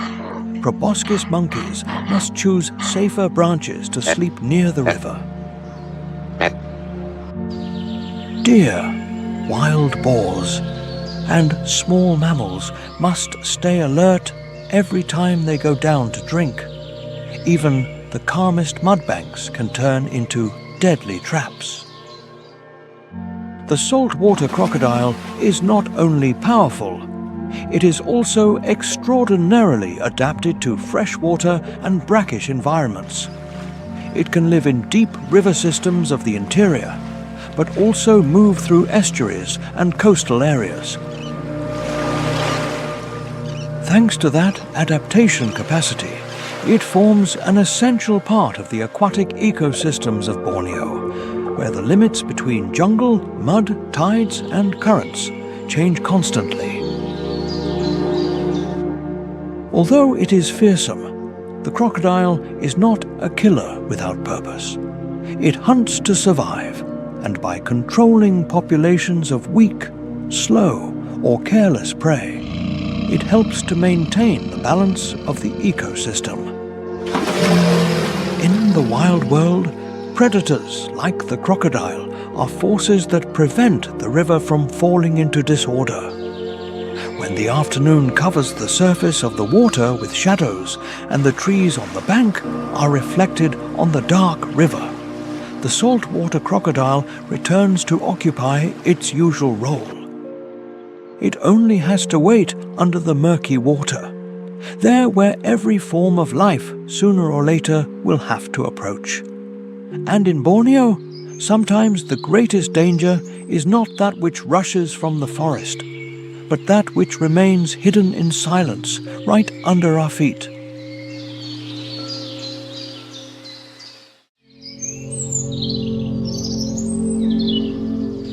Beneath the branches, where long-tailed macaques compete for food and launch alarm calls, the humid floor of Borneo also has creatures that move in silence. They glide along the muddy banks, flicker their forked tongues into the air, and read the jungle's scents as if following an invisible map. It is the Asian water monitor, an opportunistic reptile and patrolman of the muddy riverbanks. The Asian water monitor is one of the largest lizards in Southeast Asia. Its long, muscular and resistant body, its tail as powerful as an oar, and its sharp claws allow it to move with agility.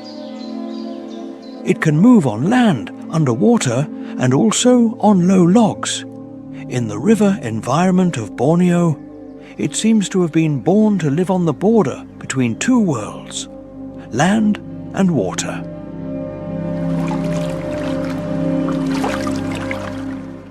Unlike the saltwater crocodile, the fearsome ambusher hidden under the river's surface, the water monitor is an opportunist. It patrols the muddy banks, explores among the roots, and checks carcasses.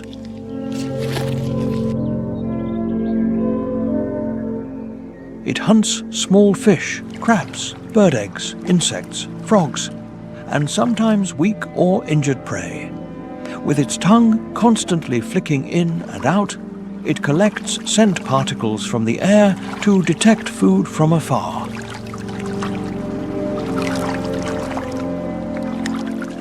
In the Borneo ecosystem, the water monitor acts as a silent cleaner by consuming carrion, decomposing eggs, or weakened animals.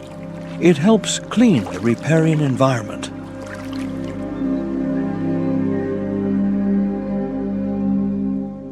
It limits the accumulation of remains in a warm and humid climate, in a jungle where decomposition occurs rapidly. Omnivores like the water monitor are an essential part of the natural cycle. The swimming capacity of this reptile is also extraordinary.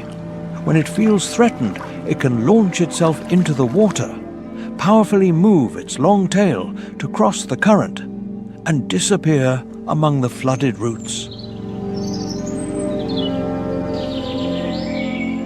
In a matter of seconds, a body that seemed heavy on the bank transforms into a flexible shadow under the river's surface. Although its appearance is fierce, the water monitor is not always an active hunter. Most of the time, it depends on patience and opportunity. An abandoned bird's nest, a stranded fish after the water recedes, or the body of a small animal washed ashore can become food. The The water monitor is also part of the riverbank alert chain. Its presence can make waterbirds scream. Monkeys on the branches stand guard, or smaller creatures hide quickly.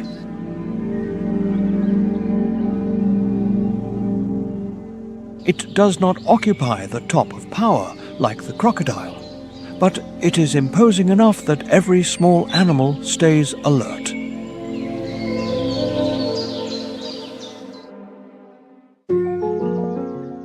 When the first light touches the Borneo canopy, a sound rises from deep within the jungle. It is not the roar of a predator, nor the water hitting the riverbank. It is a series of sharp, long, and resonant songs that cross the ancient trunks as the first declaration of the new day. The owner of that voice is the Muller's Bornean gibbon, one of the great artists of the rainforest heights. Unlike the long-tailed macaques, noisy at the forest edges, or the proboscis monkeys that live near the water, Muller's gibbon belongs to the elevated world of the canopy. It moves between branches through powerful, fast, and precise swings. Its long arms allow it to cross the spaces between the crowns as if gravity were barely a fragile limit. In a few seconds, an individual can disappear from view, leaving behind only the trembling of the leaves and branches still in motion. Muller's Bornean gibbon usually lives in small family groups, formed by an adult couple and their offspring. The bonds between members are maintained through calls, mutual care, and joint movements through known routes in the canopy. In the morning, their songs echo to mark territory, communicate with the partner, and warn other groups not to get too close. In a jungle where sight is blocked by thousands of layers of leaves, sound becomes an invisible map of the territory. Its food consists mainly of ripe fruits, tender leaves, flowers, and sometimes small insects. By eating fruits and moving through wide areas of the forest, it contributes to dispersing seeds and helps maintain canopy regeneration. Each trip in search of food forms part of the jungle's life cycle. The trees bear fruit, the gibbons transport the seeds, and new young plants grow back under the light filtered through the leaves. But life in the heights demands absolute precision. A rotten branch, a miscalculated jump, or too wide a distance can become a danger. From a young age, the young gibbons must learn to cling to their mother's body, observe the group's routes, and gradually practice their first swings. Every movement that seems light is, in reality, the result of instinct, experience, and an extraordinary capacity to calculate space. Muller's Bornean gibbon is also very sensitive to forest fragmentation. It depends on a continuous canopy to move. When jungle fragments are separated by roads or plantations, their roots in the heights are also broken.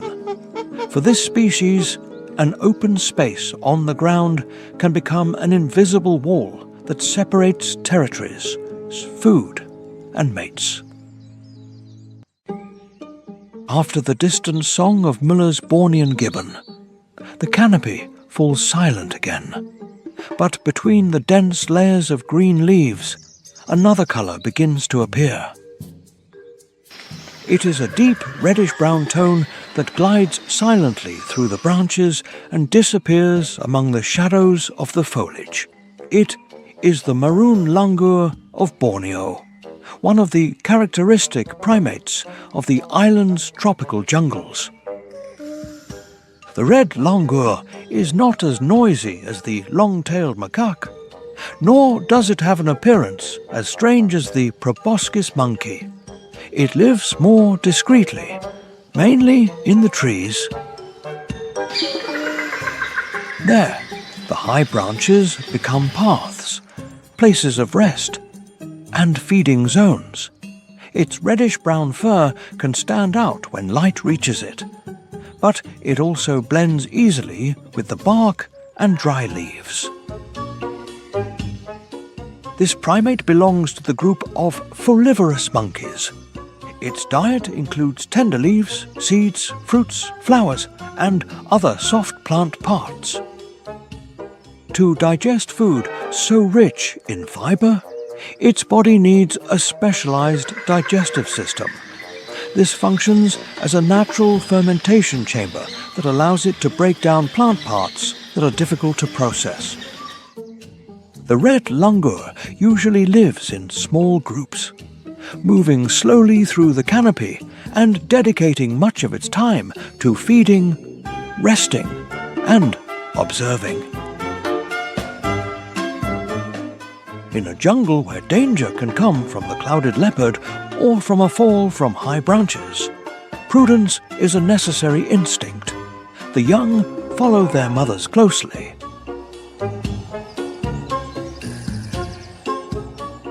They learn to choose firm branches, recognize tender leaves, and respond to the group's alarm signals.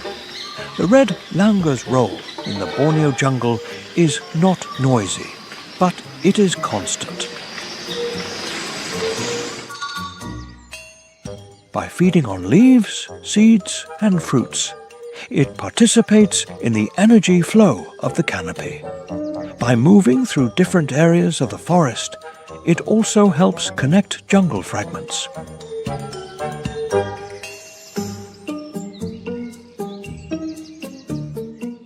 It becomes part of the silent rhythm that sustains life between the high branches. It is a fundamental link in Borneo's complex biological network. After the discreet reddish tone of the red langur, the Borneo jungle reveals another colour that is more sober and difficult to distinguish. Between trunks covered with moss, high intertwined branches, and the weak light under the canopy, a grey shadow moves softly among the leaves. Without noise, without attracting attention, almost without leaving a trace, it is the grey leaf monkey, also known as the Bornean grey langur, a reserved inhabitant of the deep jungle. Unlike the long-tailed macaque, agile at the forest edges, or the proboscis monkey, visible next to the rivers, the grey langur lives in a much more silent way. It usually appears in dense forests, where the treetops form natural bridges over the ground. Its grey fur allows it to blend with the bark, shadows, and dim light, until almost disappearing when it remains motionless on a branch. The grey langur belongs to the group of folivorous primates. Its diet includes tender leaves, shoots, flowers, seeds, and some fruits. To live on fiber-rich foods, it needs a specialized digestive system, capable of slowly breaking down plant matter to extract energy from the leaves. Therefore, its rhythm of life is usually more paused, prudent, and of lower energy expenditure than that of other, more active primates. It moves in small groups, maintaining contact through brief calls, glances, and body movements. The young stay near their mothers during the first months, learning to choose tender leaves and maintain balance on fine branches. In the canopy world, a strange sound or a branch that vibrates unusually can be a warning. Although it is not a predator, the grey langur fulfills an important function in the ecosystem, By feeding on leaves, flowers, and fruits, it participates in the nutrient cycle of the canopy. The plant remains that fall during its meals feed insects, fungi, and small organisms in the soil. It thus connects the life of the heights with a humid, decomposing layer. Its survival depends on continuous forests. When the canopy is fragmented by logging, roads, or plantations, its roots are also broken. For a species used to living under the protection of the crowns, losing those green bridges means losing an essential part of its safety. In the deep jungle of Borneo, the grey langur does not need to stand out to be important. It is a quiet shadow among the trees, part of the slow and resilient rhythm of the tropical forest. If the orangutan represents ancient intelligence, the grey langur represents the silence of the deep jungle. It is discreet but indispensable in the great biological balance of Borneo. When the morning fog still covers the murky rivers of Borneo, the ground begins to tremble slightly. It is not the roar of a predator, nor a flood crossing the low forest. It is the footsteps of some quiet giants, the Bornean pygmy elephants, which emerge slowly among the trees. They leave behind deep tracks in the mud and broken young branches.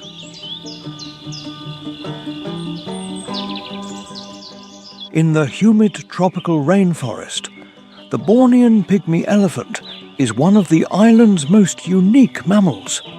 It is a subspecies of the Asian elephant, described by its somewhat smaller size.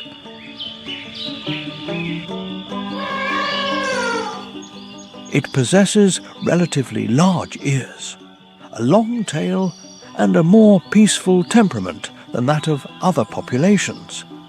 Although called pygmy, it is still an imposing animal.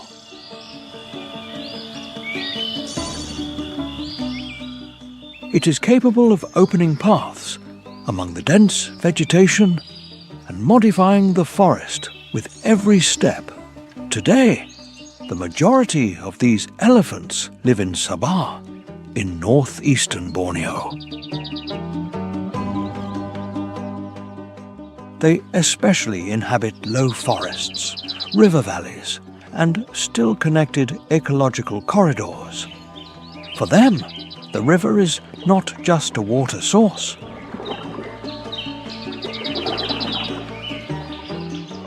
It is a travel route, a place to find minerals, and access to food zones. In the Kinabatangan Basin, seeing a herd is one of the most vivid images of Borneo.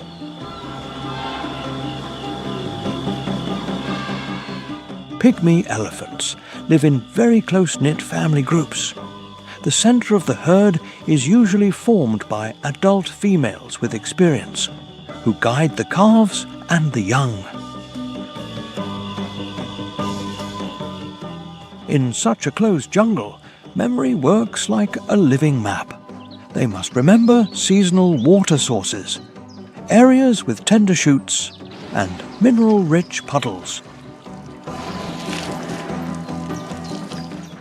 Their diet includes grasses, young leaves, bark, and wild banana stems. Every day, an elephant can consume a large amount of food. That makes it a true architect of the lower forest, by breaking branches, stepping on bushes, and opening paths. It allows light to reach the ground. This favors the growth of young plants and creates opportunities for many other species. They are also important seed dispersers. By eating forest fruits, They transport the seeds long distances through their digestive system. Then they deposit them in new places, regenerating the jungle silently. Despite their large size, these elephants do not dominate through aggression. They move calmly and communicate with deep sounds and trunk snorts. They emit vibrations that are difficult for humans to perceive. The calves remain protected in the center of the group. In the face of a threat, the adults can close ranks and form a living wall around the smallest ones. Until 2026, the Borneo elephant is still considered an endangered species. It has an estimated population of about 1,000 individuals in the wild, of which around 400 are breeding adults. Its main threats are forest loss. Habitat fragmentation, agricultural expansion, logging and mining cut off its ancient migration routes. When the forest is divided, elephants must cross human areas. Those encounters usually provoke conflicts, such as damaged crops or elephants chased and injured. For such a small population, losing only a few individuals affects its recovery capacity.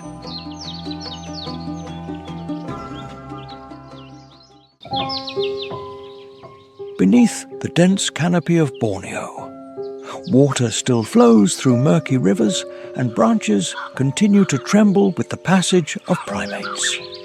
New seeds fall on the humid soil to start another life cycle. Borneo is not just a jungle.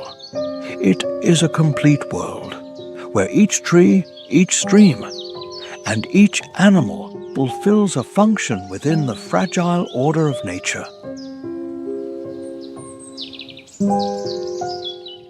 But that green fortress is no longer invulnerable. In more than 4 decades, Borneo has lost around 30% of its forest surface. The main causes are logging, fires, and the expansion of plantations. Logging roads open the way for machinery, hunting, and habitat fragmentation. When the forest is divided, the animals' roots are also broken. Hornbill nests disappear along with the ancient trees.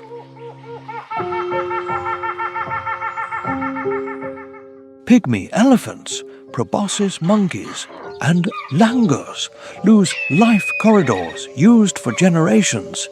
These changes are reflected in the fall of each species. The Bornean orangutan has decreased by more than 50% in about 60 years. Its habitat was reduced by at least 55% in only 20 years. The Borneo elephant has barely about 1,000 individuals in the wild, of which around 400 are breeding adults. For slow-breeding species, each individual lost is an erased memory. When the jungle is exploited without control, the soil ceases to be protected by the green cover. The heat dries the leaf litter and the water level drops in the peat forests. A single spark can turn the jungle into a sea of smoke. The fires release enormous amounts of greenhouse gases stored for thousands of years. Only the Indonesian peat fires in 1997 released between 0.81 and 2.57 billion tons of carbon into the atmosphere. Therefore, forest loss is related to global climate change. When the jungle remains intact, the trees absorb carbon, retain water, and cool the air. But when it is burned, that carbon returns to the atmosphere and accelerates the warming of the planet. The increase in temperature facilitates droughts and fires, and the fires again heat the climate even more. It is a dangerous cycle that affects both nature and human beings.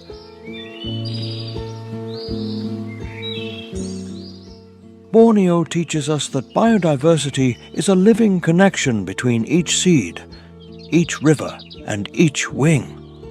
If the orangutan disappears, the jungle loses an important seed disperser. If the pygmy elephant disappears, the natural clearings of the low forest become silent. If the hornbills decrease, many seeds will no longer reach distant areas of the forest.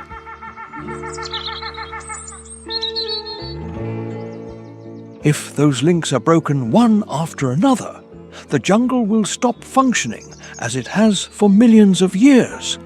In that so precise organization, the wonderful mark of the Creator can be felt.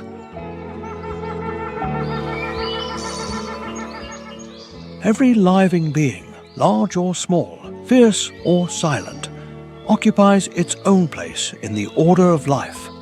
That turns Borneo into something more sacred than a common jungle. It reminds us that nature does not exist to be exploited until exhausted, but as a living system that must be respected. The message of Borneo is a natural lesson. To protect life. First, the place where life begins must be protected. Defending the jungle means protecting the water, the climate, and the future of thousands of species.